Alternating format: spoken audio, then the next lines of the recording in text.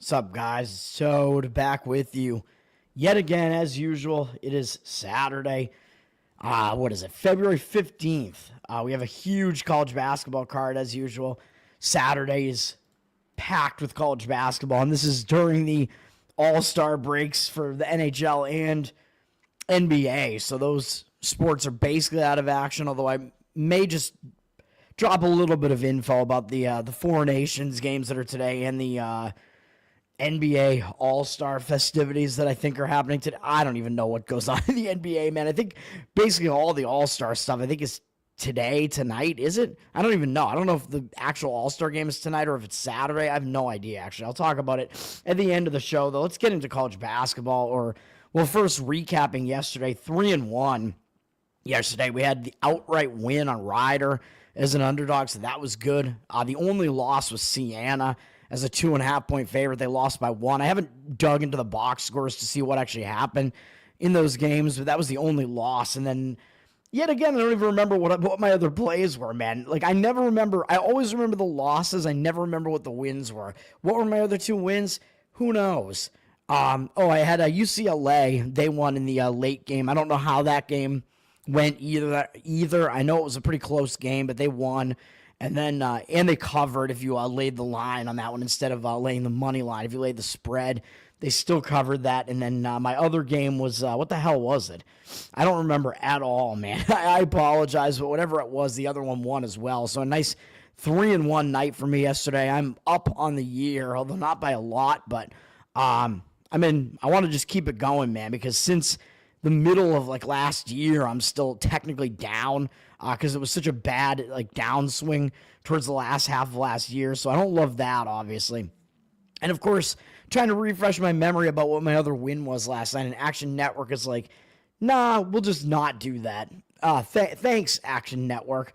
I can actually probably look and just see what it was. I'm not sharing my screen, am I? No. I will in a second, though. Let me see. I don't even, man, I wish this was easier to dude, Action Network's got problems when you want to look at your history, but I got to get into this because college basketball's starting in less than an hour here, so, or a little bit over an hour, excuse me. Yesterday, my other play was, Loyola Chicago. That's right. Thank you, YouTube, for reminding me of that. Yeah, Loyola Chicago, that was a win as well for me, so 3-1, good day. Let's take a look at today's card, man. College basketball, I'm going to try to run through a bunch of these games. Not every one of these games, but Clemson and Florida State is a game that almost made my card. I like Florida State in this game. I just have a little bit of a hesitation with this one. Clemson's up from 4-4 with juice. You can probably find 4.5s out there in Florida State if you do like that side right now. 53% of tickets on Clemson. 50% of tickets evenly split. I do think Florida State isn't as bad as their record makes them look, and they're always kind of tough to beat at home, really. I mean, the ACC is crap, but Florida State is not one of the worst teams in this conference, even though they don't look that good record-wise. Ken Bum has them pretty low in the luck index. Clemson, I know I tried to play them after they beat Duke. That was a huge win against Duke. They turned around and they still stepped it up and beat North Carolina. This North Carolina team really needs to turn it around fast, but that's still a name North Carolina team. Now Clemson's got to go on the road. They got to face Florida State, who they already beat at home by 20 points, and they got SMU up next, and SMU is fighting to try to get into the tournament field right now, too, and they're 4th in the conference right now record-wise, so that's not a bad team either. So this looks basically like a sandwich spot to me for Clemson, and it's in-season revenge, although not road revenge, for Florida State here. So for all those reasons, I would lean to the Florida State side. The one issue I kind of have with this is that Florida State is coming off a big upset win at Wake Forest, and they came back from the dead in this game, and they were down 16 with 8 minutes to go in this game, basically, and they made a furious comeback and wound up winning the game. So I worry a little bit about, are they going to be really tired after that coming into this game? That's, the one hesitation that I have with this, but this is, the first game, one of the first games that I'm leaving off my card. I like Florida State, plus the points in that one. Charles, what's up, man? Only Toads. You want me to get naked Auburn, Alabama, yeah, we'll talk about that game. I don't have a play on that one, but I'll talk about it. Scott, thank you, sir. We're going to keep it going, yeah. Tiger Juice, is that some like energy drink? I don't know what that is. All right. I kind of want to skip some of these games, man. Skipping the pussy. St. Joe's against George Mason. This one is actually a pretty good game in the A-10. I've been saying, all year basically that George Mason kind of overrated. I mean, they're one of the better teams in this conference. I still think VCU is better. I think Dayton, Loyola Chicago, St. Joe's, even maybe St. Louis are all pretty competitive in this conference. This is a pretty competitive conference, man. St. Joe's, as the odds makers are telling you, they are not that much worse than George Mason, as George Mason's laying basically just the home court in this one at 3.5. So just an interesting line I thought I would point out there in that one, where it may kind of make sense to lean to fade George Mason in this one, in my opinion. The line is up from 3.5 to 4. 72% of tickets, 84% of the cash on them. I don't really know that I would agree with that. St. Joe's coming off just an easy win over LaSalle and what looked like it may be a sandwich spot between St. Louis and George Mason. George Mason is coming off a bigger game, I believe, I believe they just beat St. Louis, right? Yeah, that was a bigger game for them, beating St. Louis, and they have VCU up next, which is another huge game. So it is possible, even though St. Joe's has been playing well, that it's more of a little bit of a spot where maybe George Mason gets caught in that game. So that is how I feel about that. Oh, Clemson Tigers have the juice. Yeah, that's right.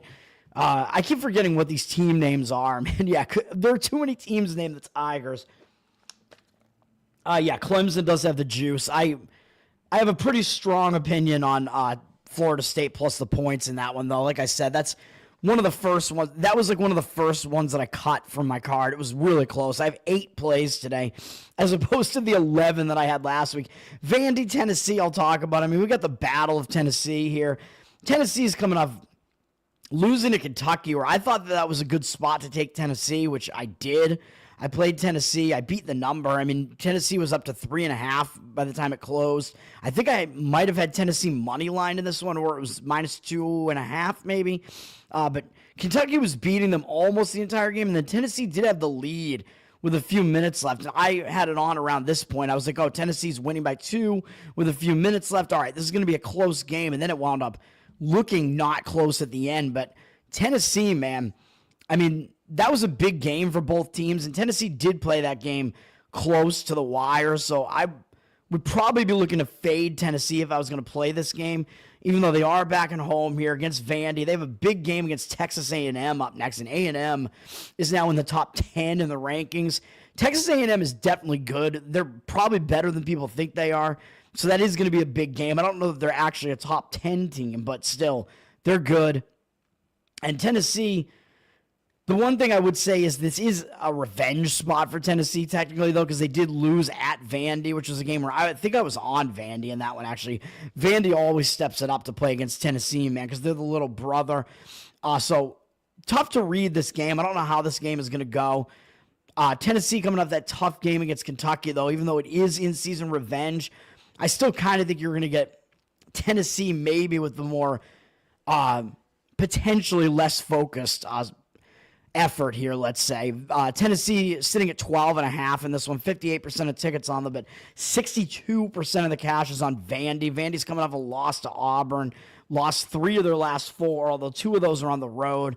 They did win, well, this game is on the road too, though, but still, losing those games on the road, I mean, some of those are tough games. One of them was that big letdown spot where I played Oklahoma after they beat Kentucky, so I don't know. Take from all that what you will. I'm slightly into taking the points with Vandy. Not a play at all for me, though.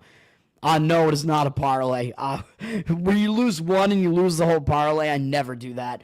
I never parlay, man. Even correlated parlays, I don't like to do it.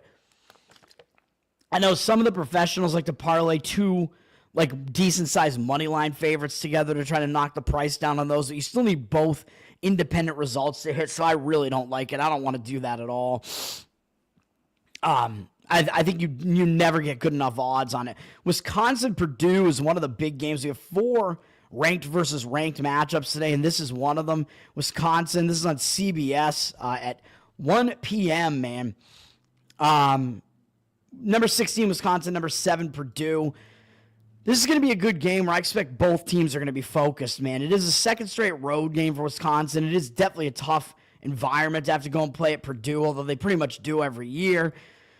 I mean, Purdue is definitely the better team here, but I think it's close. Both these teams are good. Purdue is coming off a loss at Michigan, which was a revenge spot for Michigan. I played Michigan in that game, actually, and got the win there. Michigan had gotten destroyed by Purdue in this venue. Purdue does have a big game against Michigan State up next, but I doubt that they overlook Wisconsin here. So I expect both teams to show up. The slight lean on the side for me would be to Purdue. Surprisingly, Wisconsin actually likes to not play as slow as they used to. So they're at 184 in tempo this year. They're usually much slower than that. Purdue does play slow, and Wisconsin may oblige. You can actually see Wisconsin's 11th in the country, according to KenPom. Purdue is 8th, so this is a pretty good matchup here. Purdue does play slower. They're in the bottom third at 269. Wisconsin may actually fall into that slow pace with them because they do play still in the slower half. They're just not as ridiculously slow as they used to be. And surprisingly, both of these teams, you think of them as slow defensive teams, but they're actually both better offensively than defensively, which is interesting. And both teams are pretty good at the three-point shot. Wisconsin takes a lot of them. Purdue hits a lot of their three-pointers. It's an interesting one. Again, slightly would be to Purdue just because they are still the better of the two teams. They are coming off a loss, so the situation seems to set up a little bit better for them. They're up from, 5-6 at home, with Wisconsin looking like a public underdog. A lot of times the public will see these two ranked teams and be like, oh, this is a competitive matchup, and think that it's a little bit tempting to take the points. 60% of tickets, only 51% of the cash on Wisconsin. So that's how I think about that. Not really any other thoughts on that game, really. It should be a big game, though. It should be a pretty good game. Not a play, obviously. I got to think about which games I actually want to talk about. A lot of these games I'm going to skip. And none of these are plays. My first play, I think, is at 2 p.m., maybe 3 p.m. Eastern, so I will start getting to those. What is my first play? Oh, yeah. I didn't skip that one yet, did I? Let me see. I don't think I did. I think I would have seen it. Yeah, I'm going to keep going. All right, Houston and Arizona. This is going to be a really good one as well. Number 6, Houston. Number 13, Arizona. Actually, a rematch, if you remember it, of the, even though the personnel is completely different now, of the 2022 Sweet 16 game in the tournament. It had Houston as a 5 seed, severely underseeded 5 seed, matched up against the 1 seed in that region, Arizona. And Arizona was being pretty heavily picked that year to basically get to the final. Basically, everybody had Gonzaga over Arizona in the final that year, and neither of them even made the final. Houston actually beat Arizona in that Sweet 16 matchup in the 5 seed over the 1 seed. I should have picked Houston in my bracket to win that game, man. I was close, and I should have game theoried it because everybody was taking Arizona there, and some people were even dropping Houston prior to even getting to the Sweet 16, which I obviously didn't do that year. This is my bracket autism coming back in, man. I did have Houston getting to the Sweet 16 game against Arizona, and it was a tough call for me, but I don't know. My thought was kind of like, well, Arizona's the more likely team to not have lost up to this point, so that gave them the slight edge in my mind, even though I knew it was probably going to be close to like a coin flip line if it came to that, and it was. I think Houston actually was the favorite when that game went off, and they won the game. Houston was drastically underseeded that year, man. This Houston team, they've been built into a really good program by Kelvin Sampson, but they're at Arizona today. This is kind of a difficult spot in a way for Houston. The money looks like it's driven Houston up from 1 to 2 with juice, although they got 58% of tickets, and now it looks like 55% of the cash coming in on Arizona. So I see some conflicting market indicators here in this one. The total's down from 138.5 to 137.5. I would probably agree with that as far as the under, just because this is a big game. But Arizona likes to play fast. Houston likes to play really, really slow. And in a way, it is easier to slow down the game. And Houston is a really good team. Both of these teams are quite good.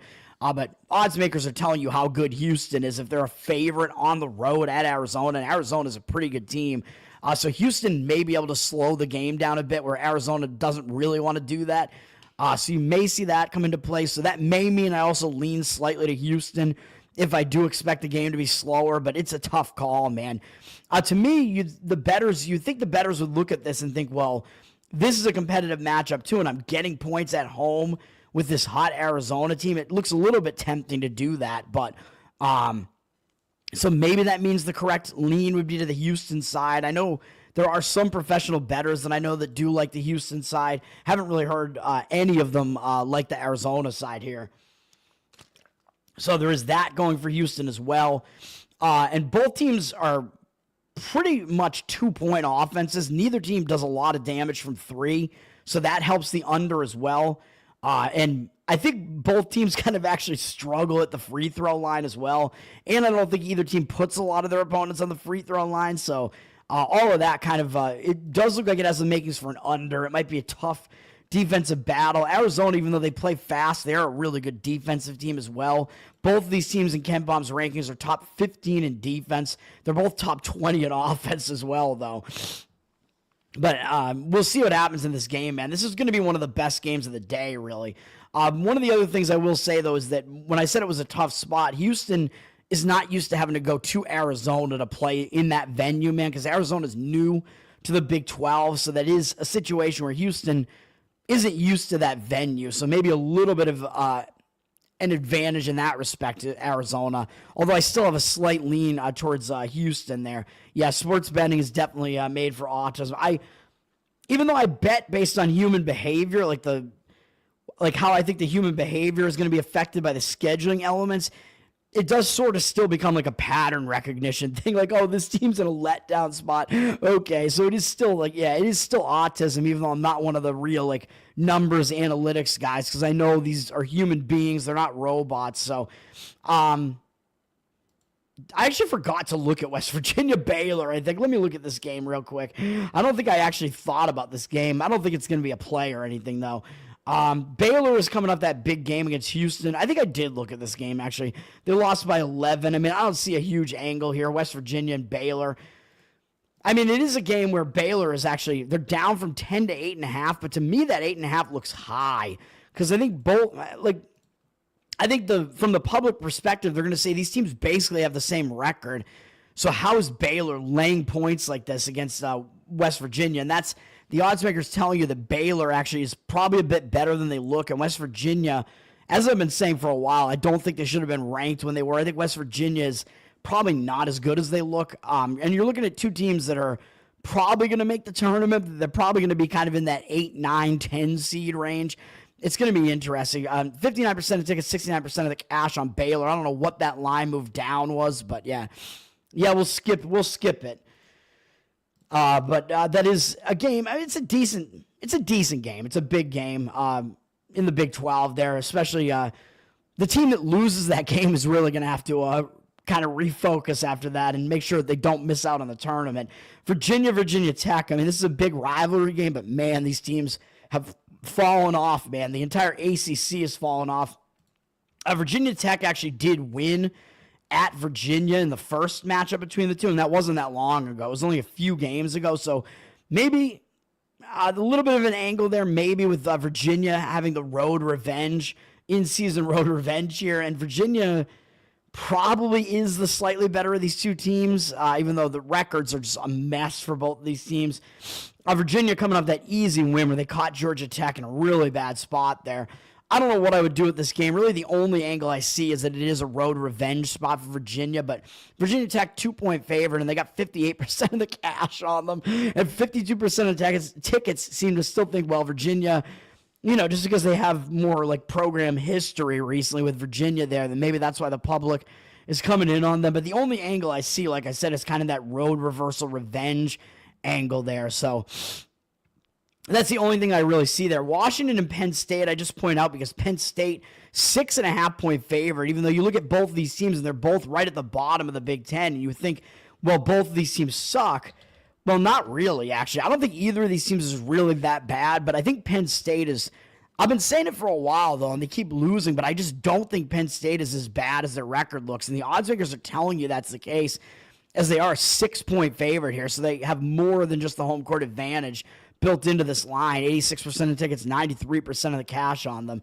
So there is a reason why Penn State is favored by as much as they are.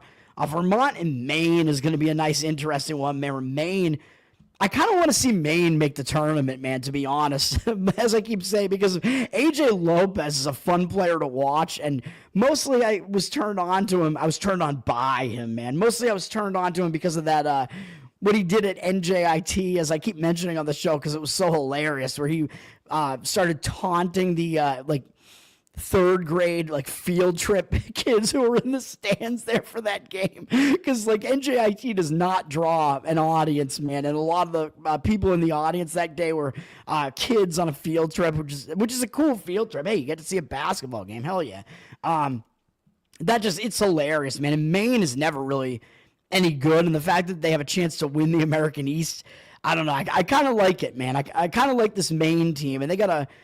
If you go up to Maine's arena up there, even though it's I don't like the city. I don't even know how you pronounce the city, really. Orono, Maine, I think is the name. I'm going on all these tangents here, but if Maine won it all, yeah, that's not going to happen. But it would be cool if they make the tournament. And if they do, they'll probably be a 15, 16 seed and lose right away. But still, it would be cool. But if you go up to their arena, it's this weird arena, where not a lot of people go to it, and they have this big lumberjack in the center of the court, unless they've changed it since then. They have a big inflatable lumberjack, even though they're the Black Bears. So it's what does the lumberjack have to do with it? It's because their sponsor is some lumber company in Maine, and they just have all their shit all over the court. I don't know. It's wild, but the lumber industry is big up there. A trip to the Civil Rights Museum. I'm going to go on some tangents here, man, but I'll talk about the basketball field trip that I actually had. That was, field trip, I guess. Maine, Vermont. This is going to be big, man. Maine lost to Vermont at Vermont, which I'm not going to knock Maine for that. Maine's only 2 conference losses are on the road to Vermont and Bryant, so you really can't blame them for those 2 losses. So they've been pretty good. They're undefeated in conference at home. Vermont has been the dominant team in this conference for so long that you're always going to step up to play Vermont. And Maine is actually the favorite here in this game now, and they're in in-season revenge here, but they are down from 5 with reduced juice to 2.5 with juice. I don't know what is driving this line move, man. And Maine is public, 75% of tickets, only 69% of the cash. So I don't know what I think about this game. The situation kind of has me looking towards the Maine side here, and Vermont does have a game against Bryant up next, and then UMass Lowell. And UMass Lowell, not to be forgotten, even though they've started sucking ass, they're still better than Albany, in my opinion, even though they just lost to Albany. They're still a team that could potentially make a run in the American East tournament. So we will see. So I don't know. It's possible that Vermont, I don't know, but do you really not take a team seriously that's ahead of you in the rankings? I don't know. The market read does look strong on Vermont. I just don't really understand why. The lumber industry, they give you the free floor there. That's true. So I did in 10th grade, we did have a basketball field trip, and it was because my European history teacher, it was AP European history in 10th grade. It was crazy, dude. And this guy, he was one of my favorite teachers. He was awesome, dude. He was heavily Irish. It is the Boston area, but he was literally from Ireland.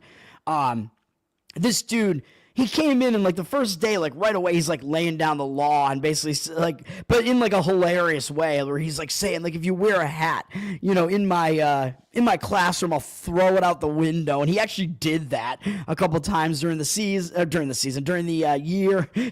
It was a sport, baby.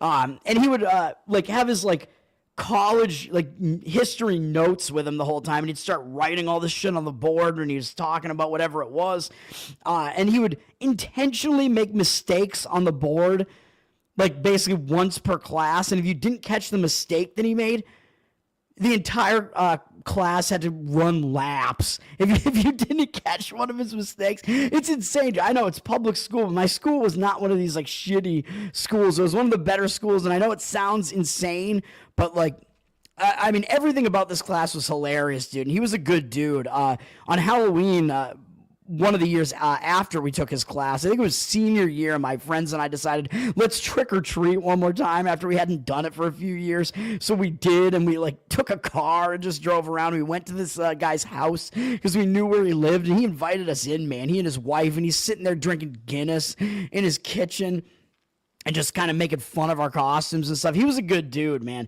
I wonder where he is now. I like that. I hope he's still alive. I don't know. He was a bit of an older dude, but the field trip, he went to Syracuse, so he was a Syracuse alum and a Syracuse fan, and he decided he was going to take us to a BC-Syracuse game in Boston, and it was when BC was actually good back in the day when they had, like, I think they had Troy Bell maybe on the team back. Was that Troy Bell? Or it might have been when they had Jared Dudley. I forget. He was a good player, too. And I think they had Jonathan Beerbaum at the time. One of the best names ever in college basketball, man. Jonathan Beerbaum. Go look that guy up, man. He was this big white guy on BC, and he had some pretty insane dunks in his college career. I love that guy. Everybody loved him just because of his name, too, but he was a pretty solid player, and the crowd would just go crazy whenever that guy got, like, one of his crazy dunks. Love that. But this is a game where, like, BC was pretty good, and Syracuse was really good. It was back in the heyday of the Big East, man, when the Big East was really good, and it was like that powerhouse conference with all those teams still there. It was UConn, Pitt was good, Louisville was good with Rick Pitino, I think was there at the time. Syracuse was good back then with Boeheim. You know, it was every team was good. BC was good back then. Villanova was there. UConn was there. I think I said UConn, but whatever. Like, it was. You know what I'm talking about. I think Notre Dame might have been in the conference too, and like all these teams were good. And Syracuse, yeah, was a really good team. Whatever year this was, it was probably like 2000. Might have been like 2000 or 2001. One of those years. You can probably go find this game that I'm talking about. Syracuse was the higher ranked team, but it was at BC, and BC might have been in the rankings or maybe just out of the rankings at that point. They were a pretty good team too, though.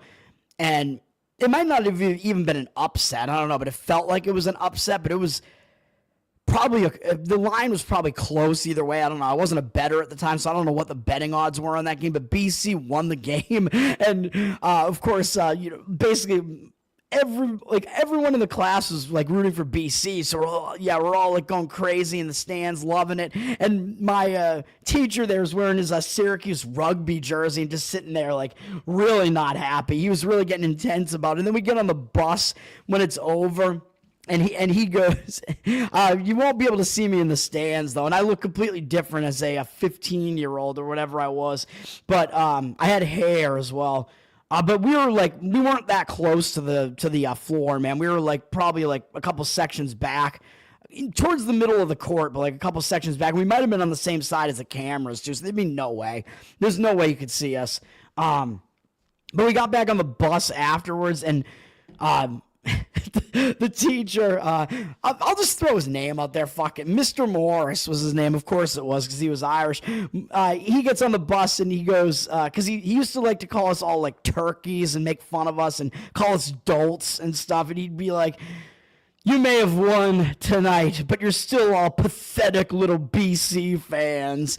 When he got on the bus, that was crazy. And I do remember, towards the back of the bus, I wasn't partaking in this. I was too good back then, man. I didn't drink alcohol yet back then, but there were some of the students had snuck some nips of like Bacardi and stuff onto the bus. So they were sneaking some rum in the back of the bus there as well. Wild times, baby, wild times. All right, it's high school. What do you want? All right, let's get back to basketball here, man. I don't want to take too long. I haven't even given you any of my 8 plays yet. And this next game I'm going to talk about is because it's a big game, and this is not one of them either. IPFW at Robert Morris. This is a big game in the Horizon League, man. I've been saying I think Cleveland State's overrated. Robert Morris, I think, maybe a little bit overrated too. I'm still of the opinion that IPFW is probably the best team in this conference. Robert Morris just beat Cleveland State on the road, man. A nice win for them. I think I mentioned that I leaned to taking the points with them in that game. Now they're coming off that. They got IPFW, and they already did lose to IPFW at IPFW. But still, coming off that game against Cleveland State, I don't know, man. It's 2 big games in a row for them, whereas IPFW, even though, yes, they did win the earlier game this year, so it is a revenge spot for Robert Morris, but it would be a home-and-home revenge. IPFW is coming off an embarrassing loss to Youngstown. Youngstown's not that bad, but they lost that game by 22 points, man. And people might look back and say, well, wait a minute. IPFW also lost to Cleveland State, so what are we doing here, right? Like, it makes sense to take Robert Morris here. But I don't think so, even though it is a second straight road game for IPFW, I know, and it is revenge for Robert Morris. I think IPFW is the better team here, so that's the way that I lean in this game. Plus, they're only playing against one man, Robert Morris, and the money seems to disagree with me on this. They're up from 1.5 to 2.5 with juice, but that line is still telling you IPFW is the better team. 63% of tickets, 87% of the cash on them, so the money looks like it is coming in on Robert Morris. I do not agree with it, though. Yeah, that's true. The kids would have a mental breakdown if their teacher did anything like that, man. He's throwing hats out the window. He's making people run laps. Yeah, like nobody would be into that. And he's insulting the children. Not even in like a really harsh way, but I mean, come on, man. It was a fun class, man. And he did have this like war game type thing. One of the big events of the year was he like assigned, everybody like partnered up and they got assigned a fake country that was really just based off of a real European country. And you had actually like a strategic, it was called, what was it called? Balance of Power, I think was the name of this game. And you had to try to like form alliances with other countries and like do whatever you wanted to do. And basically it was like, it came down to you had to try to like invade like other countries and stuff. And you had to be like the dominant power at the end of it. It was insane. It was a pro-war game, man. No. My partner and I did not win, by the way. We started out with one of the most powerful countries and we fucked up and this alliance formed against us and they became too powerful. So it is what it is, man. Yeah, man. All right, let's keep going here. Finally, I'll give you one of my plays. Charleston -8.5. I know this is a little bit boring. It looks almost too easy to do it, but I think even though maybe it looks square, I think the spot makes sense. This is at Ncaab, and I know it's a game that normally this game isn't even going to be a thing I'm going to look at. Charleston up from 8.5 to 9 with juice. 65% of tickets on them, although 54% of the cash is coming in on Ncaab now. This is at 2 p.m. Eastern. I don't agree with where the cash percentage is coming in on this one. And there are a lot of angles for me that line up in this game. And I like this a lot, man. So if you look at the previous matchup, because this is the second matchup of the year, NCAA, first of all, has been terrible in this conference. They're easily the worst team in this conference. They're even worse than Stony Brook, who's not very good, in the Colonial. I refuse to call it the Coastal. It's the Colonial. And NCAA, yeah, they have one win. Oh, yeah, it was the game that they just played against Elon. So in a way, yeah, that's okay. They got that monkey off their back, and now they have a win. But I mean, come on, man. This is a massive upset of a 12.5 point, a 12.5 point spread in this game, a 12.5 point favorite in Elon in that game. NCAA pulled off this upset. I don't know exactly how it even happened. It looks like Elon was actually winning basically the whole game, and then somehow NCAA wound up winning the game by 1. I don't know how. It doesn't even make sense, really. Like, statistically, it does look like a close game, though, but just, I don't know. I think Elon is not that great, really, and they just didn't play a very good game there. Now, NCAA, yeah, they're coming back home off 3 road games to face Charleston, but even though this is a revenge, it's technically in-season revenge because Charleston beat them in the previous game in their own place, so it's actually, at Charleston, excuse me, but look at what this game was, dude. Charleston was a 17.5 point favorite in this game, actually down from 20.5, and I think NCAA was without like 1 or 2 of their best players, and they still only lost by 3 points in this game. So when you have something like this where when the first, I look at second matchups a lot, man, when it comes to conference play here, and when you have a really good team that was a huge favorite in the first matchup and they almost lost that game, they almost treat it like a road revenge spot in a lot of cases, and they actually wind up taking that team seriously the next time because they know they had a close call and almost lost to them. So they turn around and they play well the next time. Charleston was winning this game basically the whole way, and then NCA&T made it close near the end, and it got definitely too close to for comfort as they were within one score at the end of the game there. Charleston didn't have a particularly good game in this one, although, again, it was close statistically, but still, I think Charleston, they're going to turn around and play a better game here. And if Charleston was 17.5 point favorite at home, them being only like an 8.5 point favorite on the road seems actually a little bit light to me. Like, I don't think NCA&T gets much for home court at all. So, I mean, who's going to show up for an NCA&T game? I mean, no offense, but I don't think they have a very strong home court at all. So I really think this line, it makes sense for this line to be probably closer to 10. If you think that line, maybe the line in the first game was too high, but still, Charleston, even though they're down a little bit this year, they're still one of the better teams in this conference, and they're still way better than this bad NCA&T team, man. I just don't see it. NCA&T, again, they're coming off that massive upset. And it's that game where it's that, type of spot right as said, where I think Charleston will be focused after what happened the first time they played each other. But Charleston's also coming off a really ugly loss. And I know this is a second straight road game. And I know that was a big game for them where they were going to get up to try to get revenge against UNC Wilmington, who I think is probably the best team in this conference. And they lost, but even though it's an emotional high, like you get up for that game, you lose by 20 points.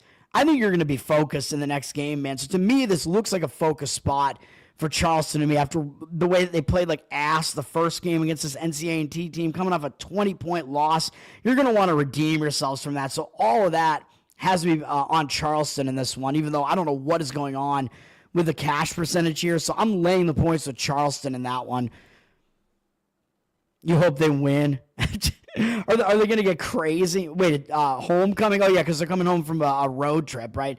All right, yeah. That would be sweet. Hopefully you get to party with those college students and then get wasted, baby. Let's go. I don't think it's going to be much of a reason to celebrate like to that extent, but still.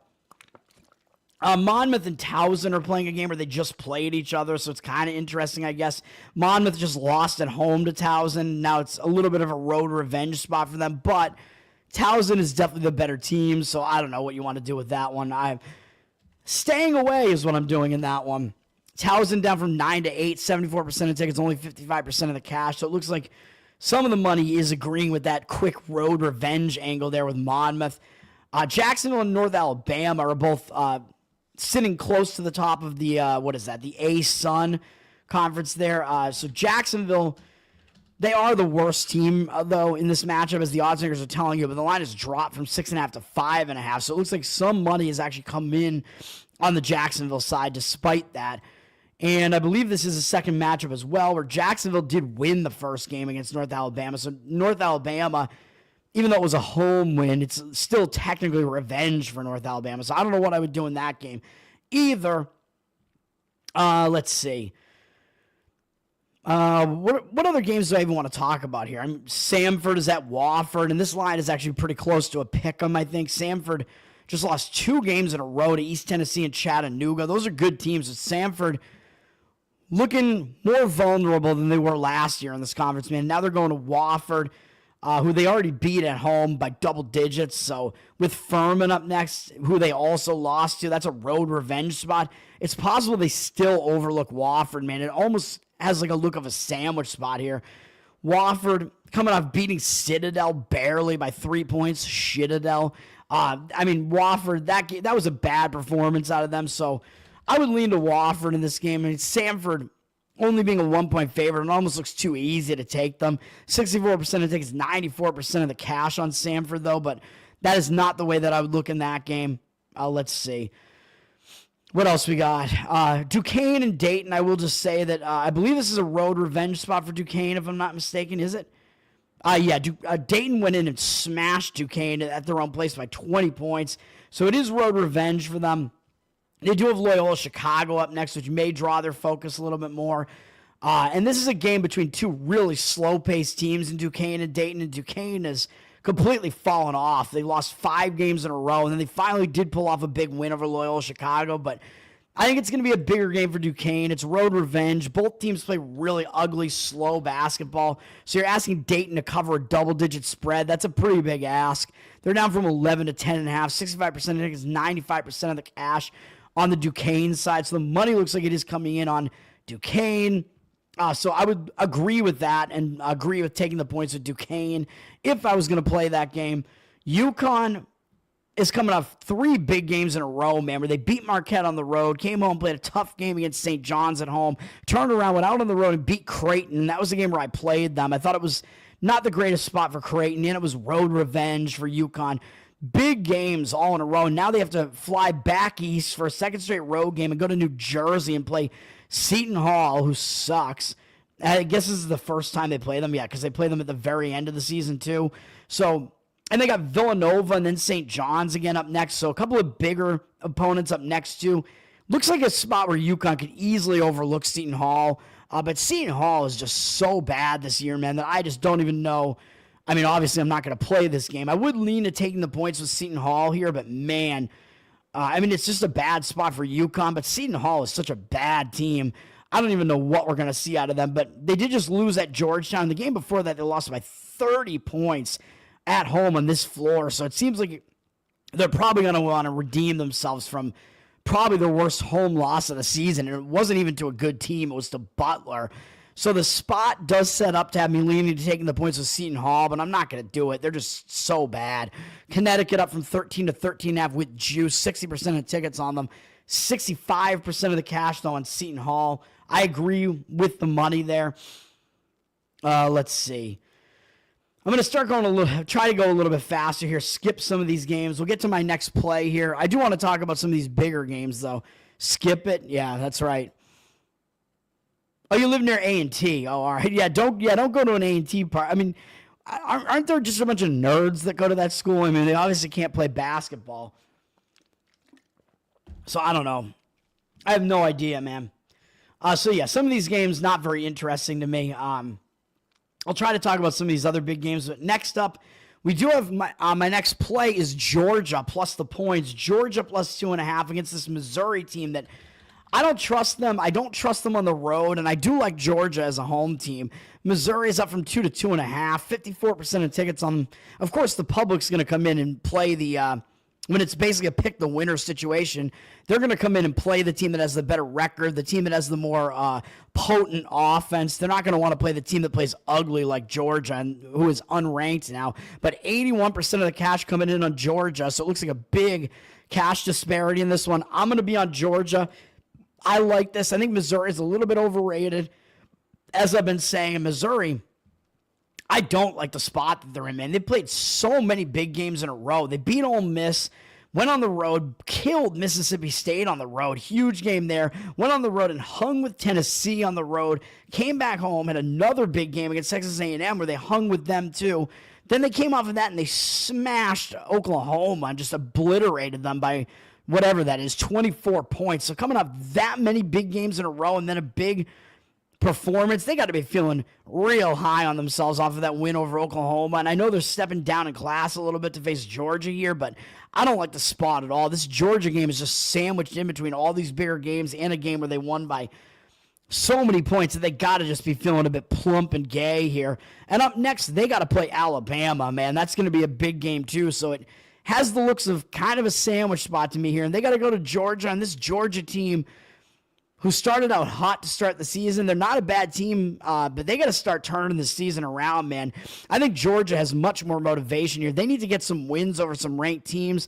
This is a winnable game for them on their home floor. I think they know this, and their season is starting to slip, man. They were pretty securely in the tournament field for a while. Now with all these recent losses, they're up against it now, man, as far as making the tournament. But look at these teams that they played. They played so many good teams here. The SEC is such a gauntlet.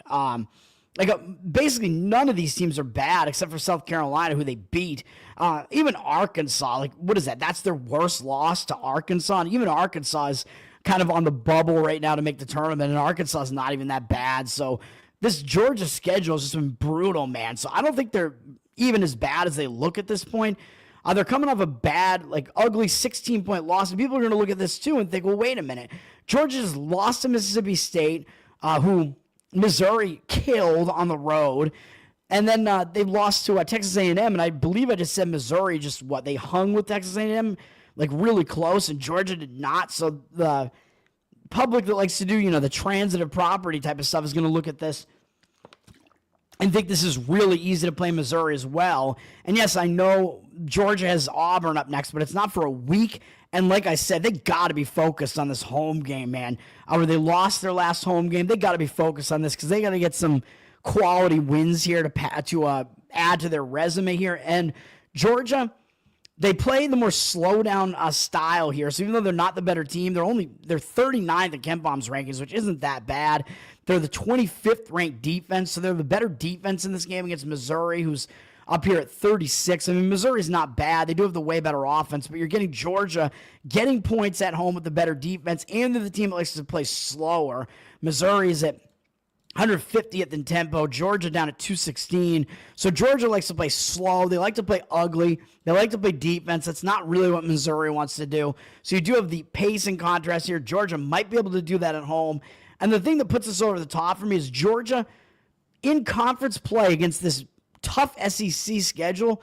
Georgia has not lost in this building by more than 2 points this entire conference season to any other conference team. On this floor, they haven't lost by more than 2 points. They beat Kentucky by 17. They beat Oklahoma by 10. Let's see. They lost to Auburn by 2 on this floor, beat South Carolina by 11, beat LSU by 19, and then they lost by 1 to Mississippi State. So their losses are by 2 and 1 point in SEC play on this floor. So that's a pretty good sign, man. This Georgia team has been extremely competitive on this floor. They don't have any losses by this margin, as small of a margin as this is. Give me Georgia plus the points in that one. Yeah, I like that stat as well, man. That's when I was looking at the schedule. I'm like, man, that was kind of the clincher for me to take Georgia on that one. Northeastern, I think, is in a bad spot. I mean, do I want to come in and try to play Stony Brook? No, not really. But Northeastern, they just beat Campbell, who's been pretty hot right now in this conference. Northeastern is getting a bit healthier, though. They had some injuries earlier in the season. But that being said, they just beat Campbell, which is a pretty big win. They got Stony Brook, who they already beat on the road, so it's road revenge for Stony Brook. Stony Brook, terrible team, though, but Northeastern then does have Charleston up next, who is still one of the top teams in this conference. So it is a sandwich spot for Northeastern. I don't love the spot. It is road revenge for Stony Brook, but this Stony Brook team, I don't want to put my money on them. They're awful. They did just lose to Monmouth, though. A pretty bad loss for them. Basically all the situational things that I look for have me leaning to Stony Brook here. It's not going to make my card. Northeastern's laying a lot of points, 11. That's just how bad Stony Brook is. 89% of tickets, 98% of the cash on Stony Brook, though. I don't think the public is really getting involved in this game at all, so I think it's mostly just professional money grabbing the points there with Stony Brook and agreeing with me. I'm not going to do it. Western Carolina, I would look to fade them as well. They just came off that big win against East Tennessee, and I mentioned I'm kind of mad I didn't play Western Carolina, man. I just mentioned I didn't want to do it because they're such a bad team, but East Tennessee was in such a bad spot in that game that I mentioned it was a huge sandwich spot for East Tennessee, but Western Carolina was coming off a big game as well against UNC Greensboro, so I didn't quite want to do it, but East Tennessee State, they completely got caught. I'll talk about that more because I actually have a play on East Tennessee State, which I'll talk about in a little while. But Western Carolina, now they're coming off a double-digit upset. Huge win for them. They're not going anywhere this year. Now they got Citadel, who, by the way, Western Carolina, they have 3 wins in the conference. One of them was on the road at Citadel, which was their only road conference win, I believe. So they actually won on the road at Citadel. So this is actually a road revenge spot for Citadel. And Western Carolina has Chattanooga and Samford up next, which are much bigger games. So it's actually a sandwich spot for Western Carolina. And it's road revenge for Citadel, who, by the way, have no wins in conference play yet. That's how awful the Citadel is. So do I want to play on a team that's as bad as the Citadel? No, not really. And they just came off a close call against Wofford, where they actually played pretty well. I believe as a pretty decent-sized underdog probably against Wofford. Yeah, Citadel is so bad that even Wofford was a double-digit road favorite against them. So Citadel coming off a close call against Wofford, I don't think I want to do it, man.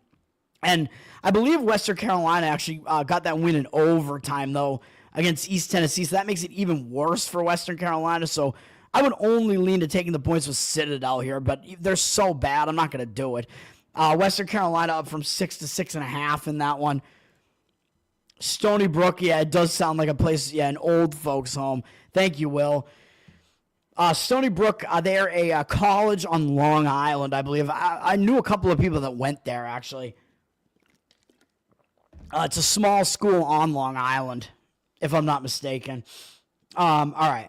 So actually kind of, yeah, somewhat of a weird travel spot gets set up in some of those games in the Colonial because those teams go from pretty far north to pretty far south. So they're all spread out all over the East Coast. But at least they don't have to travel 3 time zones like the ACC and Big Ten do in some cases now. Auburn out Alabama. Here we go, baby. Number 1 against number 2. You know, the rankings makers were salivating about this game. I have ESPN Game Day on over here right now. I'm assuming this is the ESPN Game Day game. It's a bigger thing in football, but they do it in basketball. I'm pretty sure this is the game. This is crazy. Number 1, number 2. You knew Alabama was going to be up to number 2 in the rankings after last week. Probably makes sense because a couple of those teams in there Duke lost, Auburn lost, but Auburn remained at number 1, which I also think was justified. Alabama sitting at number 2. This is going to be a good game, man. This is the Iron Bowl. These teams hate each other. They're both in Alabama. The Iron Bowl football is a bigger thing than basketball, but it is a huge thing right now in basketball because these teams are 1 and 2 in the country, and they are both top 10 teams in Ken Palm's rankings as well. Auburn is his number 1 team. Alabama's not that far behind it. Alabama's down from 1.5 with juice to 1 with juice. Public is coming in on Alabama, man, because that's what the public does. The public likes to come in on this crazy fast-paced, crazy high-scoring Alabama team, and I don't necessarily agree with it. 70% of tickets and cash on Alabama, looking like they're pretty public here. So I would kind of look to fade the public in this one, where the public is not dissuaded by the fact that Auburn has been number 1 this whole time. I think they just are looking at, Auburn lost to Florida badly, so this Alabama team must be better, right? Just because Auburn has that one recent loss, it doesn't make sense. I mean, the odds makers are telling you Auburn is the better team, even though Alabama's the favorite here. It's because the game is at Alabama, and Alabama's not that much worse. Auburn did get a win after that Florida game. They were able to, after that, Florida game, they bounced back and they beat Vandy. Now, this is a second straight road game. I know that's tough. That was a sandwich spot at Vandy, basically. I don't remember if I played that or not because that loss was pretty bad at home as a big favorite. So I think I did stay off of that one on Vandy. I forget. Second straight road game, not the easiest thing to do, but still. I mean, it's not a huge travel spot, really. Second straight road game, you don't want to just blindly fade teams that are in second straight road games. Alabama just crushed Texas. They're returning back home. But this Alabama, these recent wins, they've been playing some weak teams, man, or some of the weaker teams. I mean, Vandy's not that bad, but still, I mean, Kentucky, they were overrated back then. They're not the 8th best team. Kentucky, very bad defensively at the very least. Vandy's not that good. LSU's not that good. Mississippi State is good. That was a big win on the road. Georgia, Arkansas, I mean, Texas has not been playing well. So Alabama, they've had actually, for the SEC especially, that's been a pretty light schedule for them. So in a way, that means that they're maybe a little bit more well-rested here, but in a way, that means they're stepping up in class to face this Auburn team, man.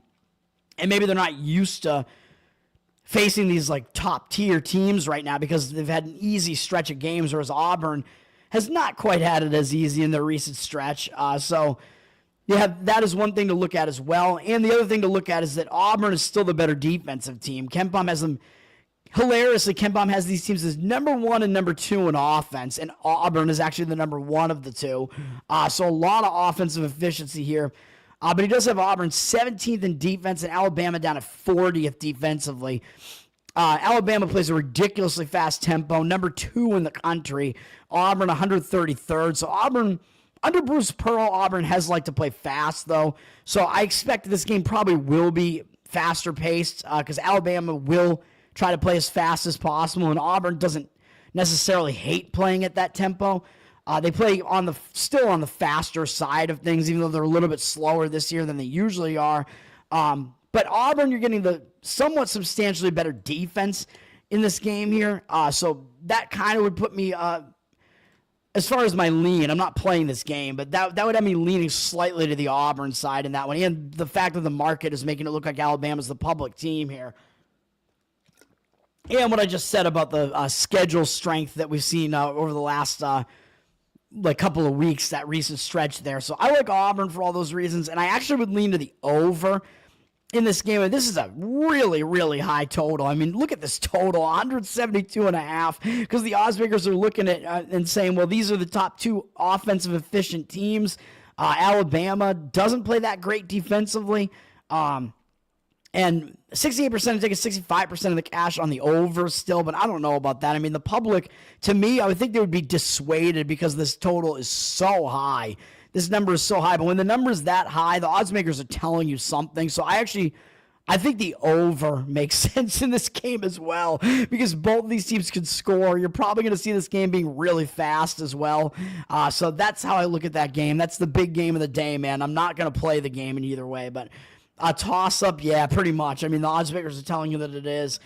Slight lean to Auburn for me in that one as far as the side is concerned, and I like the over. Maybe actually a little bit more than I like the side. Davidson is actually laying points against George Washington here, which looks a little bit weird because George Washington has had that kind of pretty record all year, but the odds makers are telling you something here. They're telling you, yet again, that George Washington's just not really quite as good as they appear to be. So that's what we got going on there. So Davidson, I mean, may make sense to take a look at Davidson in this game. I looked at it and I didn't want to do anything with it, but they're up, down from 4 to 3.5, but 75% of tickets, 86% of the cash on Davidson. I don't know what to do with that one. I don't know if there's really much of a scheduling situation there. Well, George Washington is actually coming off a big game at home to VCU that they lost by 8. So they are coming off a pretty big game at the very least. So Davidson, that also strengthens the case for Davidson in this game. Davidson coming off an easier win over UMass. So the scheduling spot does look a little bit better for Davidson as well in that game. Oh, man.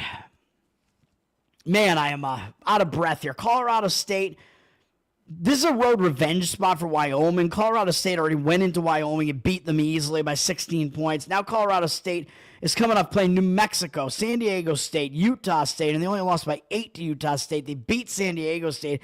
They're coming off a run of 3 big opponents in a row, and they got Nevada up next, which is a somewhat bigger game as well. They did already beat Nevada on the road, but Nevada, I mean, they're right behind them in the conference standings. That's not a bad team either.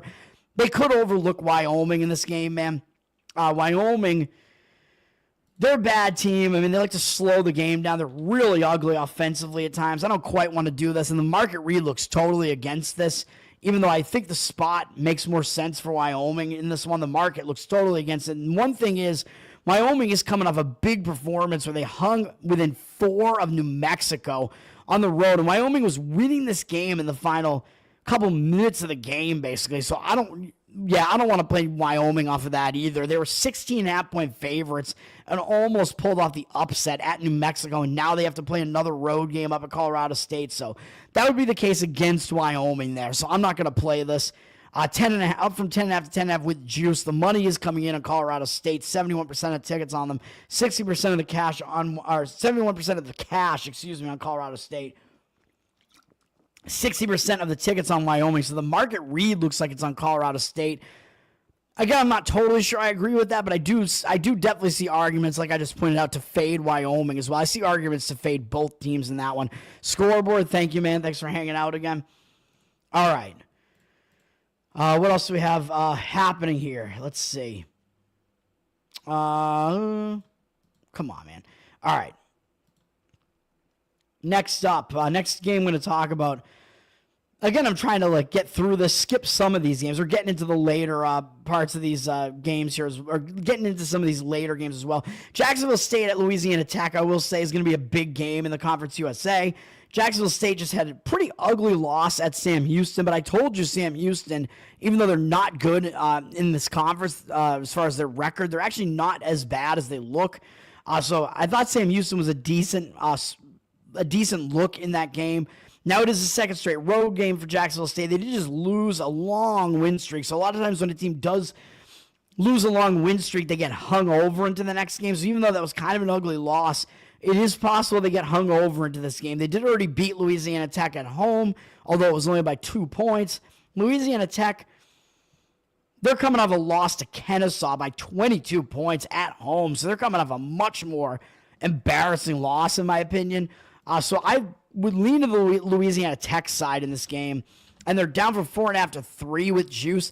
85% of tickets and only 81% of the cash on Jacksonville State. Those are the public sort of coming in on Jacksonville State here. The odds makers are telling you these teams are very closely matched, with Louisiana Tech basically getting home court in this game as far as the line is concerned. I still think Liberty is the best team in this conference.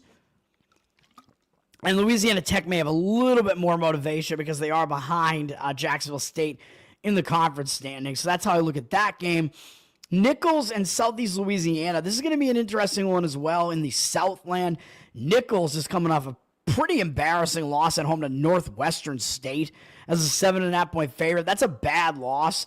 And now they're going on the road to face Southeast Louisiana, who's one of the best teams in this conference. I know Nichols did already beat them at home, but they are coming off an embarrassing loss. So you might see a focused performance out of Nichols here. As Southeast Louisiana, they did just beat Houston Christian, which is whatever, but they have their big game up next, man, against McNeese. So they might be looking ahead to that. That's in 2 days.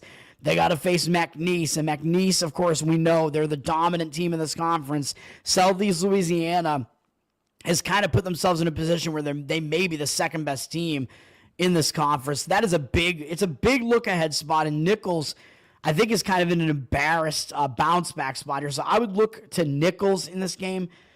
Playing them as an underdog, I believe, on the road. Southeastern Louisiana is up from 1 to 2, 1.5 to 2. 67% of tickets on them, but 77% of the cash coming in. Agreeing with me on Nichols, and that is the side that I would agree with in that one. That is not a play for me, though. Let's keep going. Hopefully I'm not skipping any of my plays here. Let's see. What else do I want to talk about here? The Ivy League is interesting because they always play back-to-backs. It seems they play Friday and then Saturday. So it's going to be a little bit interesting here with Cornell at Dartmouth. Cornell, they just lost to Harvard, which was kind of a bad loss. Now they're turning around. They're going to face Dartmouth. And Dartmouth just pulled off a pretty easy win over Columbia, and they just beat Harvard the game before that.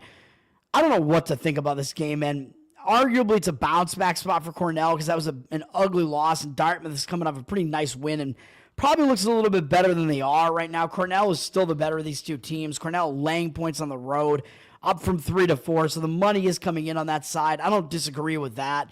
All right. Let's keep going, man. Let's keep rolling. Mississippi State and Ole Miss, baby. This is the Egg Bowl? Egg Bowl Part 2. It's the sequel because these teams played each other already once.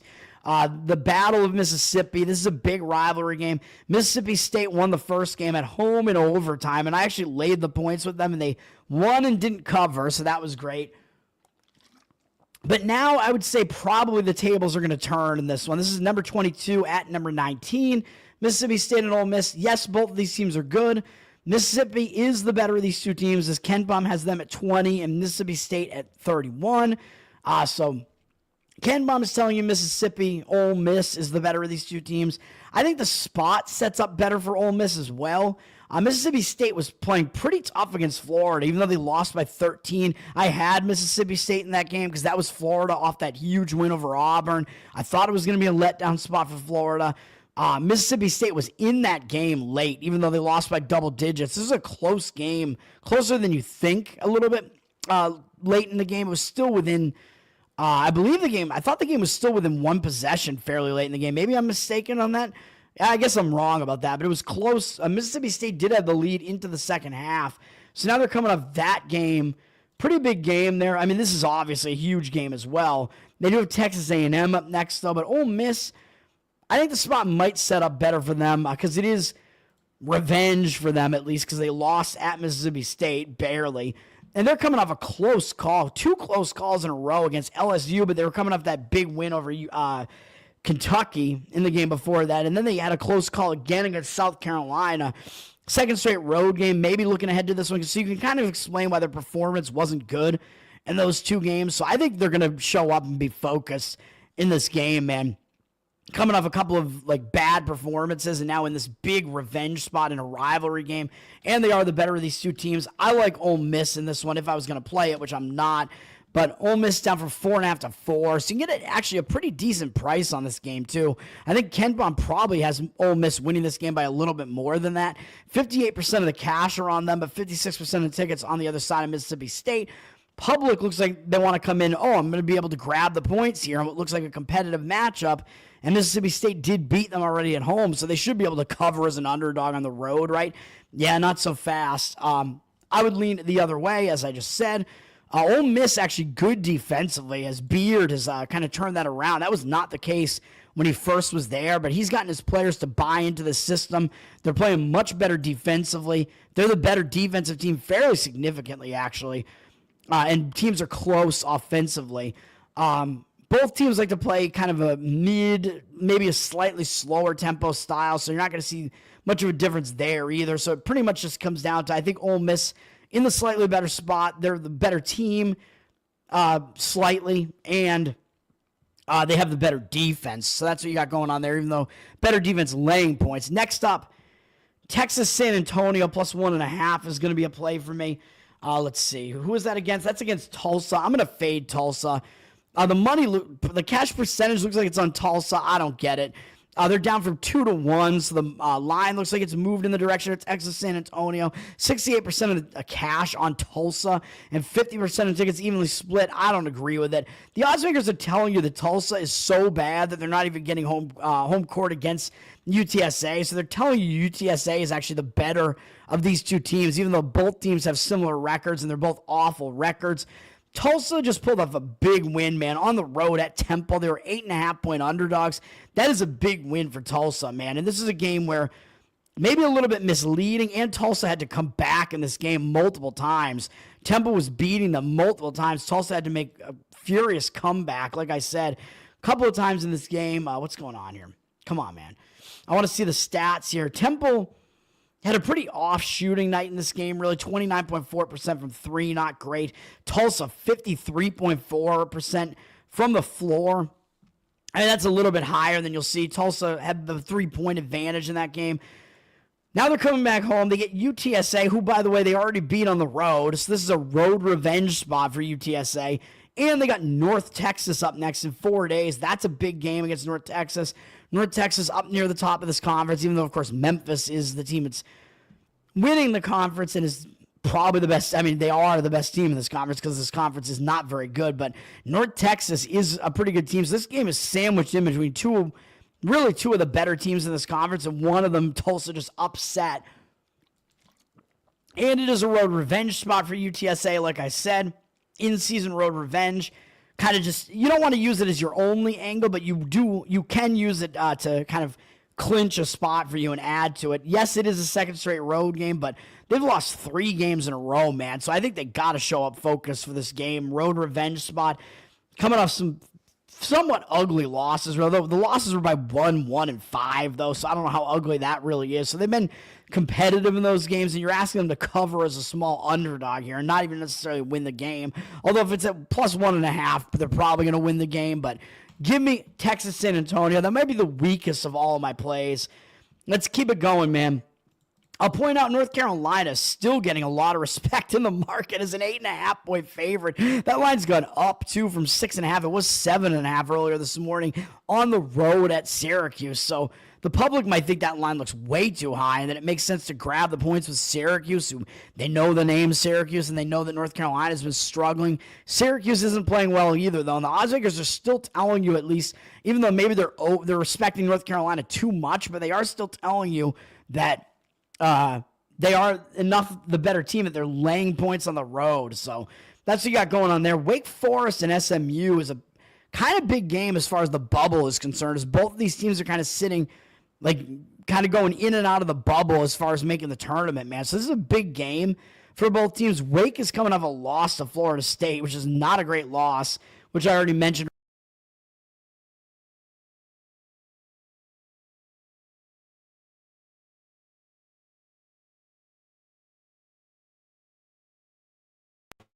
Holy crap. My apologies, man. We're still live. I just accidentally hit back, I think, in Chrome here. But I'm back, baby. So Wake is coming off what I mentioned earlier in the show. They're coming off that loss as a 6.5-point favorite to Florida State. So they should be able to bounce back.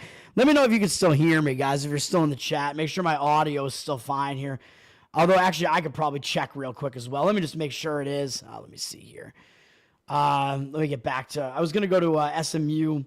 Hold on.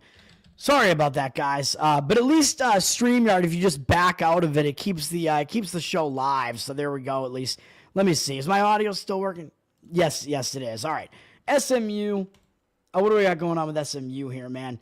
Let me see. SMU coming off beating Pitt by 20 points. So they're coming off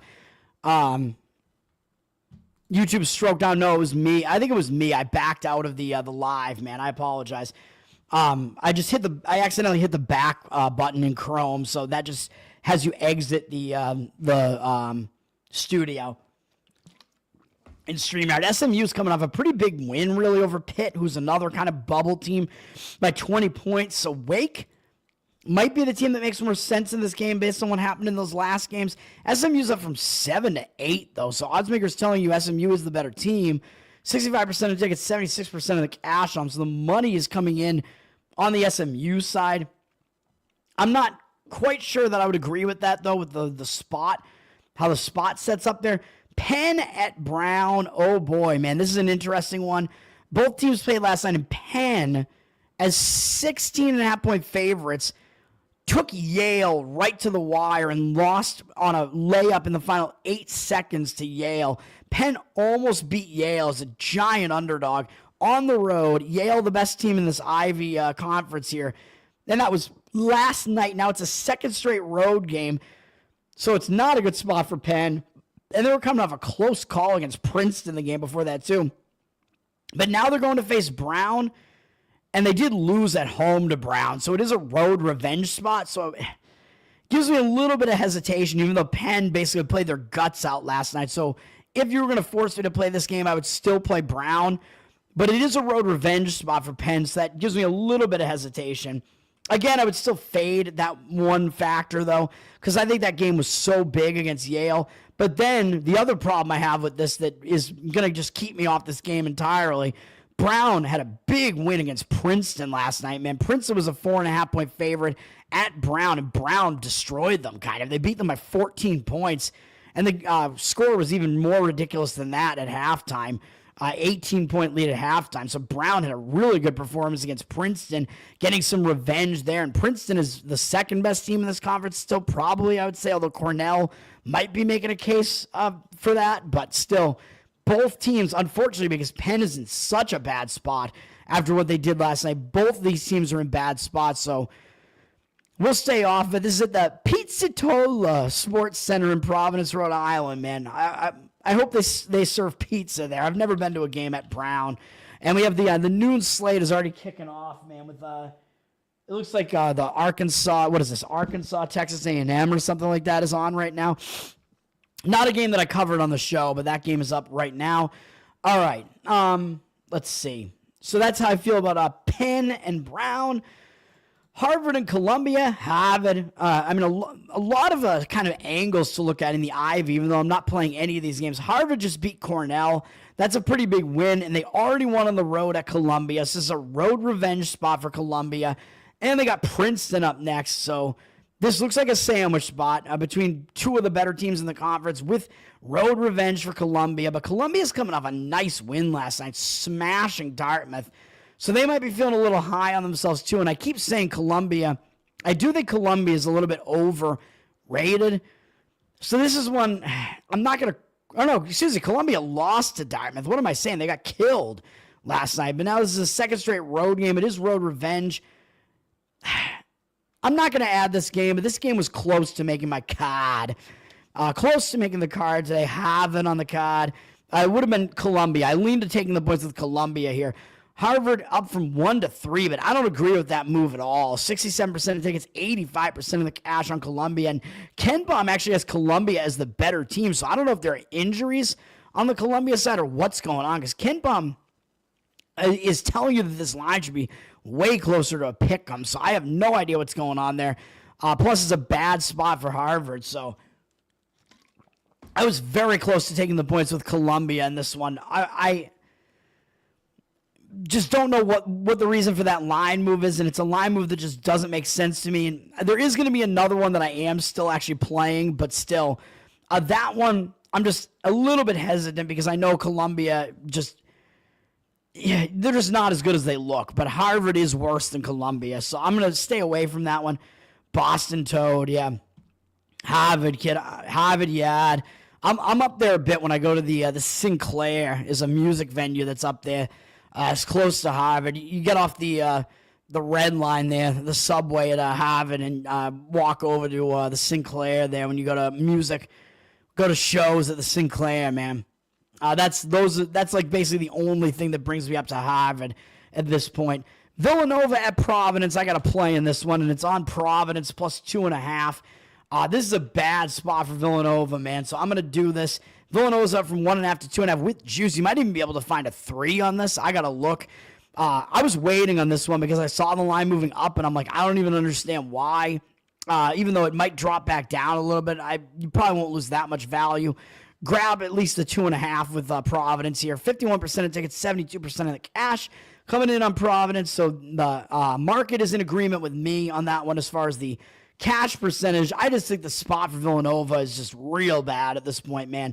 I think it's a sandwich spot. Villanova, I had them a couple of days ago, and they beat St. John's. I thought it was a bad spot for St. John's. St. John's was coming off 3 big games in a row, I'm pretty sure. And I think it was a sandwich spot. Villanova was able to get the job done. Villanova is also a slow-paced team, and St. John's likes to play fast, so Villanova was able to kind of sort of get that in line as far as playing in that game. But Villanova also won this game on a buzzer beater 3, man. They were losing this game, or actually it was with 8 seconds left. They were losing by 1 point, and they hit the 3, so I got the outright. I was in line to still maybe get the cover there. It was going to get a little dangerous if Villanova was going to have to start fouling in that game, but they hit the 3. They got out of there with the outright win. Huge, dramatic win. Now they got to go to Providence, who they already beat at home, although I know it was only by 2 points, but Providence just has been real bad this year. And they got UConn up next and then Marquette. So 2 huge games coming up after this, man. So bad spot for Villanova. They got to go down to Providence. Providence has not been playing well, and Providence has lost 4 games in a row, including an ugly loss at home to Xavier in their last game. I think you're going to see a focused Providence team here, man, with 2 straight home losses, too. One of them was coming off a big game against St. John's, though, where they played really tough against them. Came back home and lost to Creighton. No shame in that. This loss to Xavier was pretty ugly, though. So I think they're going to turn around and show up for this game, man. And they're getting points at home. Ken Baum actually is telling you that even though Providence is obviously not the better team, they play a slower tempo, so both these teams play slow. So it's kind of more in line with the points meaning more at the very least.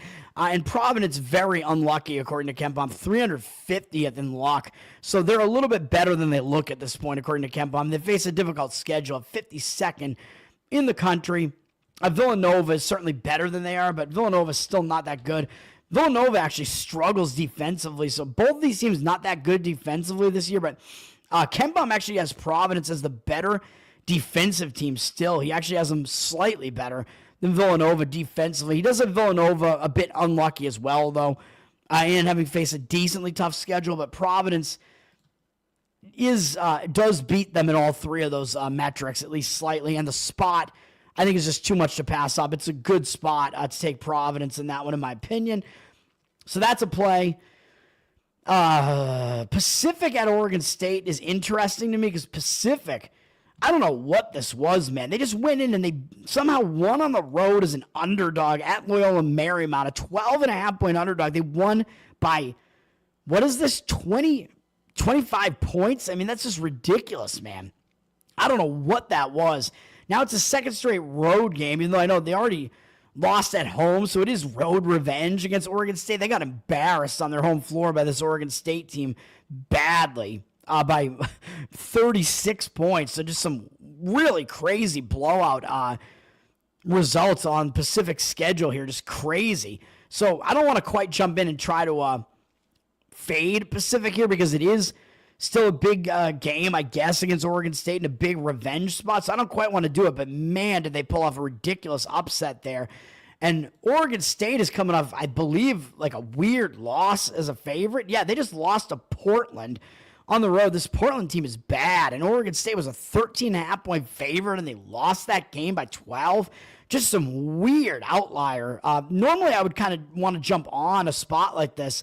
I just can't do it. I lean to Oregon State here, but I just can't do it because I think it is still a game where Pacific still might show up because it is road revenge, and the market looks to be indicating on Pacific, even though they're coming off such a big upset. Oregon State down from 15.5 to 13 with juice. Oregon State is obviously the better team here, though, and they're at home here at least, so it's an unfamiliar venue for Pacific because Oregon State is new to this conference, so Pacific does not usually go to Corvallis, Oregon, and play in venues like this, and it's a bigger venue, louder crowd. 68% of tickets, only 59% of the cash. I disagree with the market in that one. If I was going to play that game, I would lay the points with Oregon State, but I will not do that. Let's keep going. Let's run through the rest of these, man. Let's go. Let's go, baby. UNC Wilmington is coming off a great game, man, where they completed the season sweep against Charleston. Huge game for them. Huge win. And now they're going to play Elon for the only time this year, and they got William & Mary up next, who are still kind of right behind them in the standings. They already beat William & Mary once, but this looks a little bit sandwichy, man, and they might be feeling pretty high on themselves after doing what they just did to Charleston. Elon is coming off a horrendous loss, really, an ugly loss, as I mentioned already earlier in the show, to NCAA. That was a sandwich spot, man. They were coming off a close call, playing Charleston to within 5, and they had this Wilmington game up next, so that you can explain why they lost that game. So I think this is a spot where it makes sense to look to take the points with Elon. It makes sense to go with Elon in this one, man. We should go with Elon if his Doge is going to throw a wrench into the IRS there. We should agree with Elon there. I agree with them in this game, although the market is disagreeing with me on this one too. Wilmington up from 8 to 9.5, 71% of tickets, 87% of the cash on them. I'm going to stay off of it, but man, it looks like it does look like a spot where Elon is the correct side. Wilmington is definitely the better team, though. They're a good team. Up next is a play for me. I somehow found 7.5 on this game. East Tennessee State plus 7.5. I think that was Caesars. Massachusetts had kind of what I think is a bad line on this one, as most other books were at 6.5 or 7. If you want to take that number, I don't disagree with it. I like the East Tennessee State side here. I think this number is too high. I think Ken Baum has this at about 5, so I don't know if there are injuries coming into play or what, but I like the spot here for East Tennessee State, as I'll talk about in a second, for a number of reasons. This is also a big game, and it's only on ESPN+, but it's a big game in the SoCon between two of the better teams in the SoCon. What else was I going to say? I was just going to say one other thing about this. Oh, yeah, just because I reiterate that 7 is a key number in college basketball because it's the 3-possession threshold, where if a team falls behind by 7, they stop intentionally fouling, typically. So that's kind of why the 7's a little bit more key in basketball than other numbers. Chattanooga, I mean, they're coming off beating Furman, but then they also went on the road and beat Samford as 5.5-point dogs. Huge win over Samford, man. Crazy win, and that was a revenge spot as well, a road revenge win over Samford, avenging one of their only conference losses this year and beating the team that won the conference last year. That's a giant win. Now they're coming off of that to face East Tennessee State. Speaking of road revenge, they beat East Tennessee State on the road already this season, and that was a game where East Tennessee State was a 3.5-point favorite, so I don't know how the hell they're 7.5-point underdog here. There's got to be some personnel changes, some injuries going on here, but I don't care. I think the number is just skewed way too far in the other direction. I don't understand what's going on with this number, but the spot looks good for this. The number looks like it's been moved way too much in the other direction. We got East Tennessee State. If they were a 3.5-point favorite at home, you would expect probably you would see Chattanooga be around 4.5 in this game, and it's up to 7.5. And it was 4.5 to open it. Now it's up to 7. I don't see the percentages yet. I don't know what has moved the line like that. I don't think that it's analytics guys that are doing it. So I don't know what the deal is here. Let me see. As far as Ken Baum is concerned, he does have Chattanooga as the better team. Not by a whole lot. They're not the better defensive team. So you're getting points with the better defense, by the way, with East Tennessee State. East Tennessee State, a little bit better defensively. Not by a whole lot, but they are still the better defense. They like to play slow, so they may be able to try to slow this game down a little bit. He doesn't have them ranked that far down, like 20-something points lower than Chattanooga.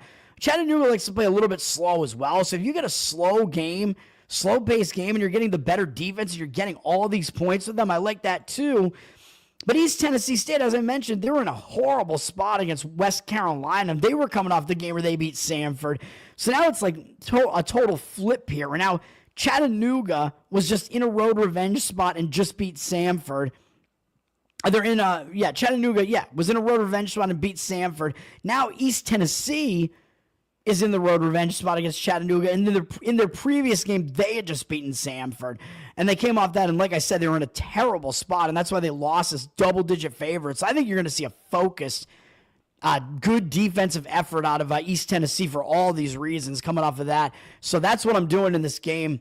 And again, it's road revenge as well. Give me East Tennessee State in that one. I don't understand why the number is what it is in that one. Let's keep going. Big game here between Michigan State and Illinois, and this line, this is one of those ones, man. I'm not playing this one, but I would lean to Illinois here because the odds makers are telling you something here with Illinois not only being a home unranked favorite against a ranked road underdog here, but they're a pretty big favorite. As I look at the page info again. Come on, Firefox, let's go here. Illinois. Where are we going here? Yeah, Illinois is up from 5 to 6.5 here. They do have 64% of tickets and only 62% of the cash now, but 6.5 with juice here. I don't disagree with it just because it is one of those really misleading lines. The odds makers are telling you Illinois is not only the favorite here, but they're the better team, even though they're unranked. And Michigan State's ranked 11th. And I've been singing Michigan State's praises because I think they've been undervalued for a lot of the season, but now Michigan State, with some of that recent play that hasn't been quite as good, they've dropped to 23rd in the country. And Illinois, according to Ken Baum, and Illinois is up at 15th. Illinois actually pretty balanced. Actually, they played pretty well defensively, which they didn't do at all last year. Last year, their defense was terrible, but this year it's not like that. So both these teams actually play good defense, although when you get two good defenses, you don't want to look to take the points. Illinois is the better offense, so Illinois plays real fast, 13th in the country. Michigan State likes to play a bit slower, although they're kind of a chameleon, and they can kind of play any tempo, but still, they don't want to play as fast as Illinois plays. So Illinois does have that going for them, but I'm not going to come in and try to play this game at all, even though I know some professionals do like the spot. They do like the fact that Illinois is being very undervalued right now in the as far as like the rankings makers are concerned. The rankings makers are really misleading you, but Michigan State's coming off a pretty ugly loss to Indiana that just doesn't make sense. It's 11.5-point favorites, so do I really want to fade Michigan State coming off an ugly loss like that and having lost 3 of their last 4? But remember, 2 of them were on the Pacific Coast in unfamiliar venues, so those can kind of be explained. The loss to Illinois is a bit more to Indiana, is a bit more inexplicable, but Michigan State in the previous game pulled off a pretty big win over Oregon, and Tom Izzo tied Bobby Knight as the winningest Big Ten coach in history. He has the same number of career wins as Bobby Knight now, so it might have been a bit of a celebration there, although they're going to really have to celebrate when he actually gets the next win. But still, that was a big game for that reason as well, so I think they just didn't pay attention. This Indiana team, with all the turmoil they have there, with Mike Woodson still being there, but he has stepped down. Shockingly, he actually coached well in that game, even though he's looked like he doesn't even know what he's doing half the time anymore on the sidelines. I don't like his body language. I don't get it. So I think Michigan State actually is probably going to show up focused after a bad game like that, even though I know they have Purdue up next. Illinois, they're coming off a win over UCLA. Pretty decent win, so they do have to play a couple of big games in a row. They're going to be focused, though, on Michigan State, obviously, and they lost on the road at Michigan State in a close battle on the road at Michigan State. So it is a little bit of in-season revenge here for Illinois. And part of the reason they lost that game was some technical fouls. I was watching the end of that game, and Underwood, the hysterical coach for Illinois, and I don't mean hysterical in that he's funny. I mean hysterical in that he's insane and out of his mind. I don't like Brad Underwood, man. He has a bad vibe to me, and I think some stuff has come out about him with some recruiting violations and stuff. I'm not a fan of Underwood, man. I don't like his vibe. He seems evil to me, to be honest. But he got teed up, I think, once or twice in that game against Michigan State. He was getting real angry, man. So, I mean, I do expect Illinois to be pretty angry coming into this game, but I'm not going to play this game at all. You forced my hand. I guess I would slightly lean to where the money is coming to drive the line up, I mean. And the fact that the line is just kind of misleading. But the situation with Michigan State coming off such a bad loss, I just don't know if it really makes sense. So that game is a game I'm not going to play. Elon shuts the IRS down. It looks like they are at least going to cut a significant amount of their employees, which would be sweet. Yes, they are extortionists for sure. You owe them that's a lot of money that you owe them, man. Hopefully that means you have a good job, Charles. Hysterical like a woman. Yeah, I saw Brad Underwood in person, man, because I was at the East Regionals last year. They were in Boston, which were mostly boring because UConn just kind of had blowout wins in their two games. Illinois was there too, and it was UConn, San Diego State, Illinois, and Iowa State. And Iowa State was a good game, although that was the late game the first night. And Brad Underwood, yeah, I mean, he didn't do anything that crazy there, but he was there. So I saw him coaching in person. He was getting mad a little bit, but what can you do? And Illinois won against Iowa State and then lost to UConn. Next up, what am I looking at here? Because did I skip plays? What did I do? I'm all over the place, man. I apologize. East Tennessee State, I had that one. No, my next two plays up are in the next two games back-to-back here. Next up, Texas -3, and I know this is probably kind of a bad line. Texas, they're up from 1 to 3.5 now, though, and the money is coming in on them. 73% of tickets, 87% of the cash on them, so the cash is coming in on Texas. This is going to be an ESPN game.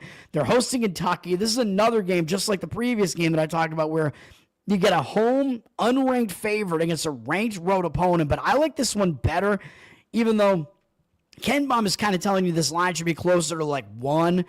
So if you want to take the Texas money line, I wouldn't blame you, but it was cheaper earlier. It was probably around like -154 or so earlier, and you might have to play a little bit of a worse line on Texas now. So I'm going to lay the 3 instead and hope that they just get it done and cover that number. I don't like the spot that Kentucky is in, man. They just pulled off the season sweep of Tennessee. Now they got to go on the road to face Texas, which is not actually a familiar venue for them because Texas is new to the SEC, so that's not great either for Kentucky.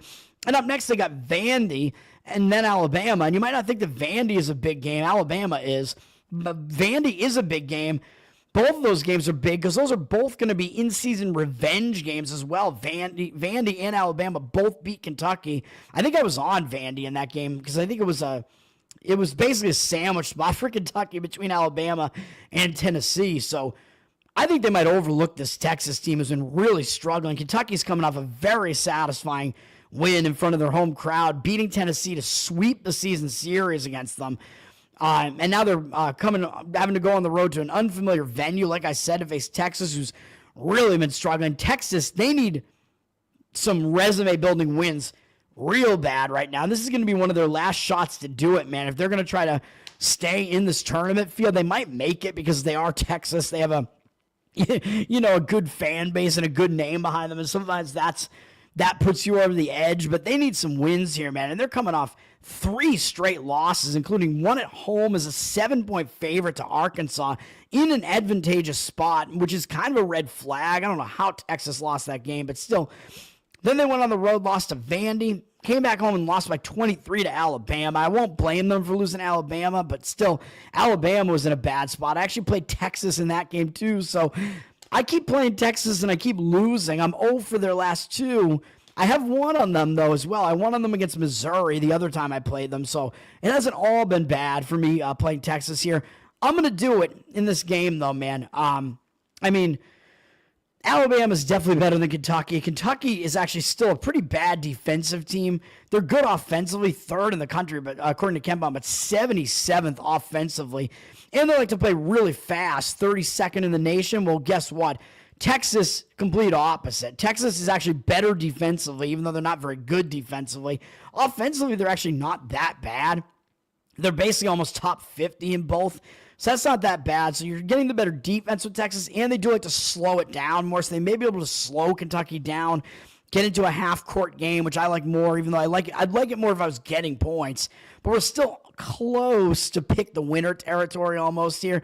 And KenPom has Texas very underrated right now. They're 35th in his rankings, and Kentucky's 18th, so not a huge gap there, which does tell you that Texas shouldn't really be laying much more than 3.5 here, because you're getting into the territory where it's really not a great line anymore. I mean, Texas, their home court is probably pretty strong, maybe upwards of even 4 points for their home court, but so 3 is about the cutoff, I would say, for this game. But Texas, 318th in KenPom's luck index, so he's telling you they are better than they look. I think it's a better spot to take Texas. It's a good spot to fade Kentucky. Give me Texas in that game. And then next up, another play for me right away, TCU plus the points. I don't like the spot for Arizona State at all. You might be able to get 5 here. Arizona State's up from 5 to 4.5. We're getting into the night games, 8 p.m., so I can finally get out of here. 75% of tickets, 86% of the cash, though, on Arizona State. So the money, the cash percentages on Arizona State, I disagree with it. Arizona State is in a bad spot, in my opinion, here, man. They're coming off 2 straight road games. Yeah, I know they lost their last 2 home games, but their last game, they went on the road to Texas Tech and took them to double overtime as 16.5-point favorites, man. And when you do that, you want to look to fade a team that does that. Good thing I didn't play Florida State, by the way. They're already down 22-9. So if people miss out on my 12 p.m. analysis, at least they're not going to be missing out on a potential winner there. I'm glad I stayed off of that, even if Florida State does come back. Right now, I'm looking like I'm glad I did not play that. Texas Tech, though, this is a 16.5-point favorite. Texas Tech was a 16.5-point favorite in this game. When you see a team not only play a game close as a giant underdog like this, but they do it and take it into 2 overtimes, I think you're going to see Arizona State massively hungover coming into this game. I don't know how you go on the road and do that and then turn around and play again against a TCU team that hasn't really been doing anything anything of note this year. They got an ugly record. They're not very good. And who does Arizona State have up next? They got Houston in 3 days, which is another huge game facing one of the best teams in the conference. So this is a sandwich spot against TCU. TCU is not a team that's going to draw your focus, even though I know Arizona State, they're not going anywhere this year at this point, but a team that's not going anywhere, a lot of times the only games they're going to get up for the remainder of the year are going to be those games against those big teams. And TCU, yeah, I don't think they're the better of these 2 teams. TCU is pretty bad, but TCU is in a better spot here, man. It's just a terrible spot for Arizona State. And TCU is coming off a win to bounce back from that bad loss. They've actually won 3 out of their last 4, although all at home, and they beat Colorado and Oklahoma State in those 2, which those are not good teams. But Oklahoma State, they only beat by 1 as like a 5.5-point favorite. So they had a close call against a team that's even worse than them. So I think you're going to get a focused effort out of TCU here. That's what I'm doing. I think it's just a real bad spot for Arizona State. I'll grab the points with TCU here. Arizona State, not a very good team. KenPom's got them at 60th. They do play on a little bit of the faster side. I mean, I don't know what to look at as far as KenPom's numbers, as far as Arizona State is concerned. There's not a whole lot going on there with them. Compared to TCU, TCU actually is the better defensive team. They actually struggle offensively. Both teams aren't that great offensively, but he's got TCU actually not that bad defensively. 34th in the country. He does have them higher in luck index. So both teams, not exactly low in the luck index. I was saying he does have TCU as the slower pace team, but it's not a huge difference necessarily. I mean, Arizona State will try to speed the game up a little bit, but if they do, I think they're just going to get more tired, and they're probably already going to be tired off of that big game. So that's what we got. A good skip. Yeah, which one? The Illinois one? Princeton and Yale. I mean, this is basically the top 2 teams in the Ivy.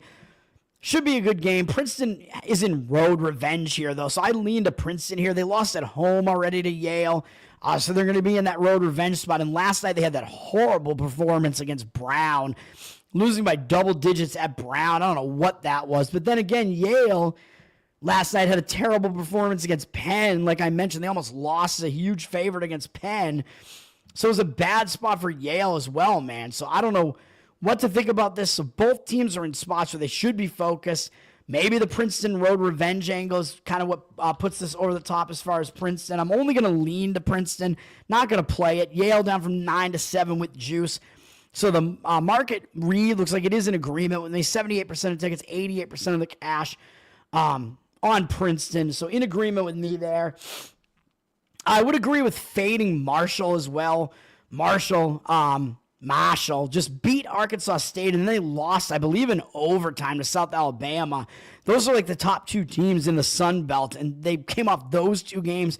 Now they get Louisiana, which I don't even know if they're going to have any reason to pay attention to Louisiana here. Louisiana's just been awful, but Louisiana's so bad, I don't really want to put my money on them either. They just lost by almost 20 to Troy. Troy is a pretty big game, though, and they're in a Troy sandwich as they have their revenge game against Troy coming up next. So I don't know. I won't play the game, but I would lean against Marshall if I was going to play this. The market seems to agree. They're laying 6 on the road, 76% of tickets on them, 78% of the cash, though, coming in on Louisiana. Troy is playing at Arkansas State, which is going to be kind of a pacing collision as Arkansas State likes to play fast.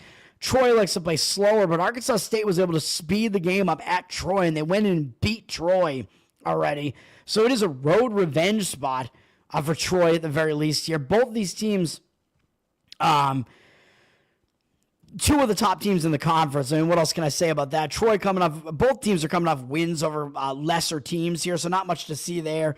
So does it come down to the road revenge angle again here? I don't know, because road revenge. There's so many road revenge angles once you get into the second matchups here. It's not something you should play blindly. Like I said, the cash is coming in on Arkansas State. It's 72% of the cash, sitting at a 6.5-point favorite, 50% of tickets evenly split, and maybe that's the analytics guys kind of liking Arkansas State a bit more. They are the better team. They do play fast, and they are at home, so they may be able to do that again, but I would slightly disagree with it. I kind of like the road revenge angle. UC Santa Barbara is coming off a close, dramatic loss at UC Irvine. They played a really tough game at UC Irvine as 8.5-point underdogs, lost right at the end of the game in dramatic fashion against Irvine, who's been the top team in this Big West for a couple of years, even though I know they didn't win the Big West tournament last year. They were the best team analytically in the conference. Now it's a second straight road game for UC Santa Barbara, going out to face UC Riverside, who they also already beat on their home floor. So there are a lot of things that kind of line up on looking towards UC Riverside here. I would agree with that. That is the way I would lean in this game. Riverside is coming off kind of a big win themselves over UC, or a big game against UC Davis, although they lost the game. That is a big game, though. Both those teams are kind of, I think there is a little bit of a rivalry between those two teams. Even with that being said, I would lean to Riverside in this game. They're actually laying 1 point at home. 75% of tickets, 99% of the cash, though, on UC Santa Barbara. So I don't really know what I would want to do with that. And the money looks like the cash percentage is on Santa Barbara. I don't agree with it. And looking at these records, I mean, the records are pretty similar, but you got Riverside as the slight favorite. So the odds makers are telling you Santa Barbara is actually the better team, but we'll see what happens there. Omaha just finally lost, as I told you they would. Their second conference loss. They lost to South Dakota State, who I think is the best team in the Summit. And now after that loss, which might kind of be a back-breaking loss, they got to turn around and face St. Thomas. And St. Thomas, just like South Dakota State was, is in a revenge spot, a road revenge spot. So Omaha, or excuse me, home and home revenge spot, excuse me. So Omaha playing the two other top teams in this conference, basically the two real top teams in the conference. They already beat both those teams at home, and now they're having to face both of them on the road back-to-back. I don't think it's a really easy spot for Omaha. I would look to the Tommies in this game. St. Thomas, they're coming off a game where they almost lost at Denver, kind of an ugly performance there, but it was a second straight road game, and they had just played North Dakota State and South Dakota State before that game, so those are better teams. That was kind of a bad spot for them. So the lean would be to St. Thomas here. I think you're going to get another loss out of Omaha in this one, and you're going to start seeing they're not good, which I keep saying. St. Thomas up from 7.5 to 8 in this one, so some movement on St. Thomas. Yeah, Illinois I know some professionals are on Illinois, and I respect those guys quite a bit, so I would not come in and actually, well, sometimes I will fade them if I really feel strongly, but in that one, I'm not going to do it, even though I think I could see some angles to argue for Michigan State in that one. Come down to who can control the pace better, maybe, which is usually the home team, but you got to kind of try to figure out which team you think is going to control the pace. If you're talking about Arkansas State, maybe, but I mean, I have to balance that with the situation that's at play. So I don't know, man. It's tough to gauge, and I think that for Arkansas State, that might be the reason why some of the money looks like it is coming in on that side. Let's keep going. Next up, we have one of my this is my final play. BYU -7, Kansas State. This is a fade spot for Kansas State, man. They just beat their ultimate rival, Kansas, turned around, and they beat Arizona as well. And you think, well, wouldn't that be a letdown spot for Kansas State in that game against Arizona? No, because Arizona was actually in a sandwich spot in that game. So I mentioned that game that was last Saturday, I think I mentioned that game, and it was, or maybe it was the middle of the week, I don't know. But Arizona had just beaten Texas Tech, which was a huge game, and they had Houston up next, which is the game I talked about today. So major sandwich spots. So both teams are in bad spots. So that can kind of explain why Kansas State was able to get that done and win that game. I don't like the spot at all now. This is a real bad spot coming up. Those two huge wins. Now they're going to go out to BYU, which is not a venue that they're that familiar with. I think maybe they played there once last year. I don't know. And these Big 12 teams have kind of struggled having to go out to BYU, having to go out into elevation, into Utah. They got to play BYU and Utah back to back. Coming off those huge wins, going to an unfamiliar environment, up into the thin air. I don't like it at all. I like BYU. And Kansas State's kind of the hot commodity right now. People say, oh, shit, they're turning around their season, man, with these wins like this. It's crazy. And BYU's just kind of not getting any attention right now. But BYU, I think they're themselves trying to fight for a bubble tournament spot right now. They had just lost 2 games in a row, and people might look at that and think, wait a minute, BYU just lost at home to Arizona, and Kansas State beat Arizona, and you're giving me a bunch of points with Kansas State here. I got to take the points, right? That's what people are going to think. Again, I don't think so. BYU went out on the road and had an ugly loss at Cincinnati, but Cincinnati, they're not as bad as you think they are, and that was a weird spot, man, having to travel out to Cincinnati if you're BYU. They turn around and they got a win at Morgantown, which is a decent win. And then, yes, I know they do have Kansas up next, but I think this is a spot where you're going to see them show up for this game. I mean, they're returning home, and they lost their last game on this floor against Arizona. That game against West Virginia, I think, is a win that will just break that losing momentum for them. I think it's a much worse spot for Kansas State. I like BYU. This is one of the stronger ones, in my opinion. And, hey, I played BYU as an underdog at home against Kansas State in football and got a nice, easy win there, too. Let's do it again, but this time as a favorite in basketball. BYU's up from 6 to 7.5. If you play this, I would try to find the 7 because, as I say, the 7 is, the three score threshold there where teams stop intentionally fouling, so it is key. 65% of the cash is on BYU, and the line has moved on BYU up to 7.5, so the money is coming in agreement with me on this one, and 50% of tickets evenly split. Definitely like BYU here in this one. That's probably one of the strongest ones on my card. I like BYU. And Liberty and UTEP is going to be a good game, man. I mean, this is at UTEP. These two teams are close to the top of the Conference USA. Liberty is the best of the teams. UTEP isn't that much worse. Liberty lost at home to UTEP already, so this is a game where both teams, in my opinion, should show up, but the road revenge angle might be an angle here that's a little bit stronger than maybe it would be otherwise. UTEP just beat FIU, an easy win for them. I mean, it doesn't really matter. So I think it's going to come down to both teams are going to show up here. UTEP has flipped from 1-point dog to a slight favorite. Pick them with juice, 94% of tickets, 100% of the cash.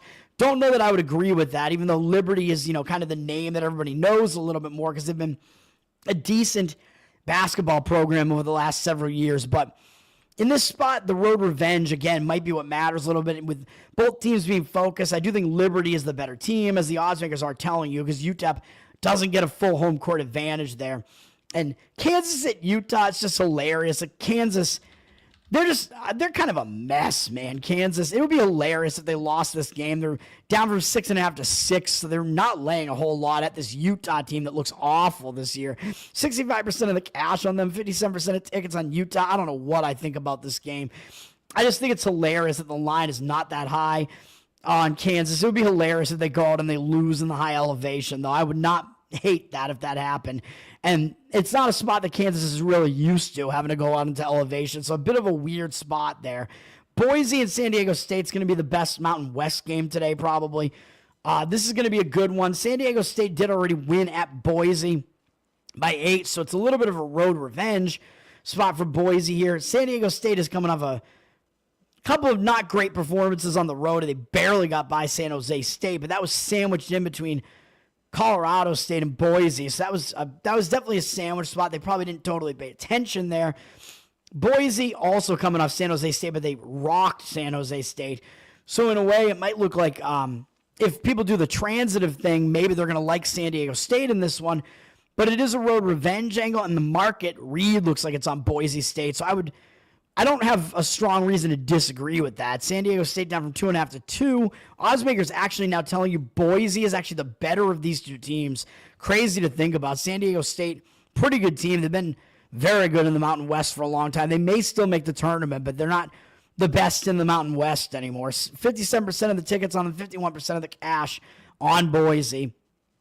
And then we have the other end of that Loyola Marymount Portland game where Loyola Marymount was on the bad end of that ridiculous blowout, double-digit upset loss to Pacific. It makes no sense. Now they're going on the road to face Portland. They did already beat Portland at home by 25 points, though. So I got to stay off of this one, too, because it is a little bit of a revenge spot for Portland here.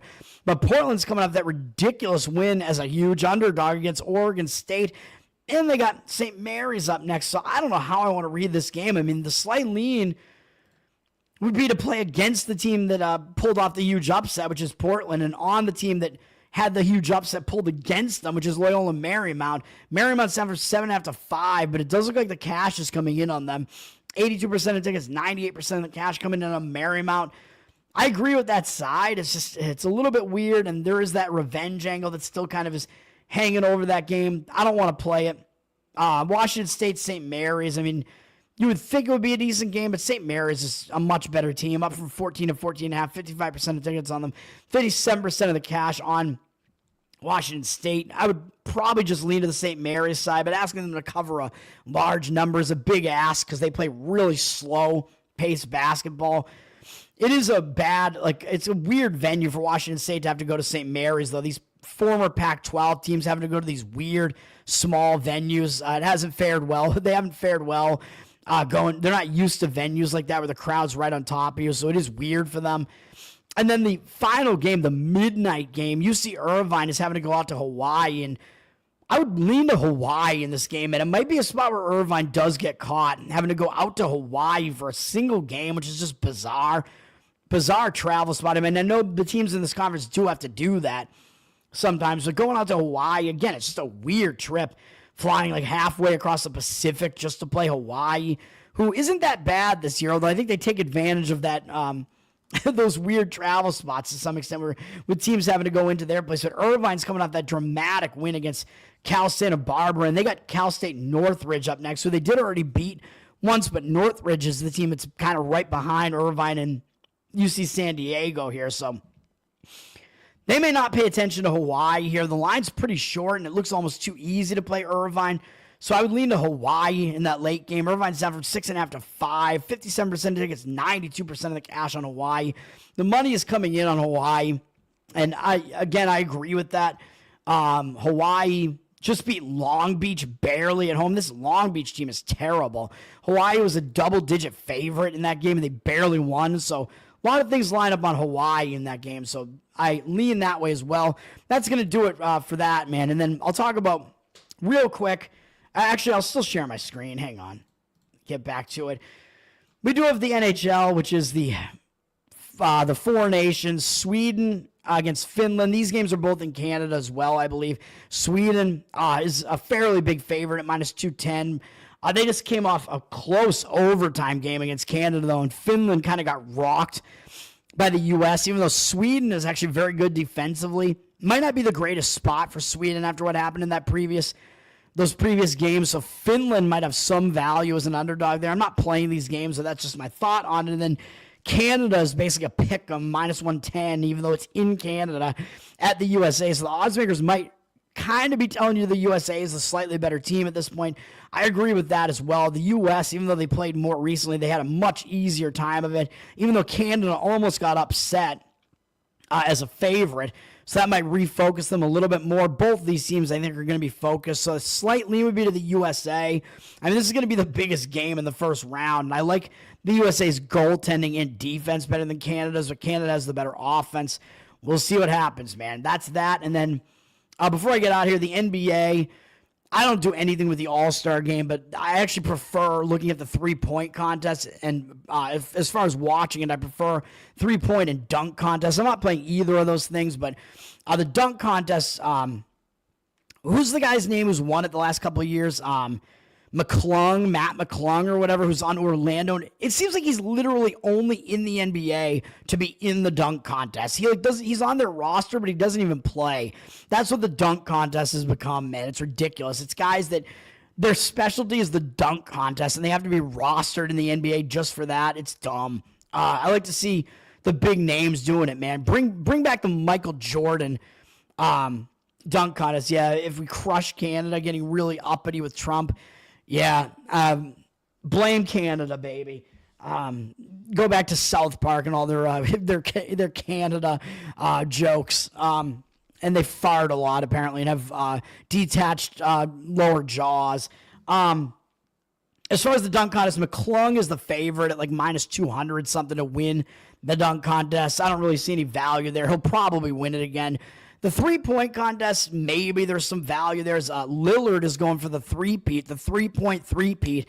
Great three-point shooter. He's good at that event. He's done it. He's won it the last 2 years, and he's been in it a bunch. So he is experienced. He's won it before, won it 2 times in a row. And he's at like +300 right now. So it seems to me like there is some value, even though everybody probably is going to be like, oh, I want Lillard at that price because he won it the last 2 years. So I don't know. I mean, I still think maybe there is some value in him. The second best odds in the three-point contest are Hield, who I believe was in the finals against Lillard maybe last year or one of those other years, and I think he has won one of the contests as well. Buddy Hield, also very good. He has the second best odds.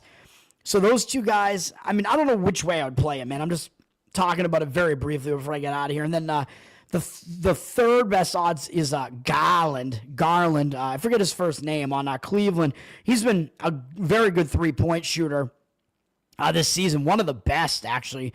Out of the guys that are in the three-point contest, because my Celtic guy, Peyton Pritchard, isn't in it. He's, I believe, the best three-point shooter in the league, and he's not even in the three-point shooting contest. Garland is Darius Garland, I think that's his name. He is the best three-point shooter as far as the regular season stats are concerned, like percentage-wise, out of the field in the three-point contest. And he has the third best odds.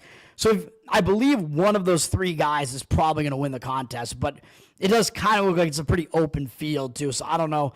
Don't know what's going to happen, but that's what's going on in that three-point shooting contest there. That's going to do it for me. My plays one more time. College basketball, Charleston coming up in a little bit over an hour now, -8.5. Georgia, +2.5. UTSA, +1.5. Providence, +2.5. East Tennessee State, +7.5. TCU, +4.5. Texas, -3. And BYU, -7. That's going to do it for me. Thanks for hanging out, guys. It's been good. Long episode, 2 hours. Let's get some wins today. Let's do it. Thanks. Tower Gang Toad on Twitter and patreon.com/Tower Gang. And you'll be able to get live pre-show, post-show, and you'll be able to get the early release of the episode. You'll still be able to watch every episode live, but we are paywalling every episode for a week. So that's what we're doing there. So go check it out, patreon.com/Tower Gang. Discussing sticky-handed leaf-licking sodomites. Yeah, that is one way of putting it. Thank you, sir. Good luck to everybody. Thank you, everybody. Hopefully I don't get nuked for saying all that. Tower Gang, baby. That's right. Mac Random. Peace out, everybody.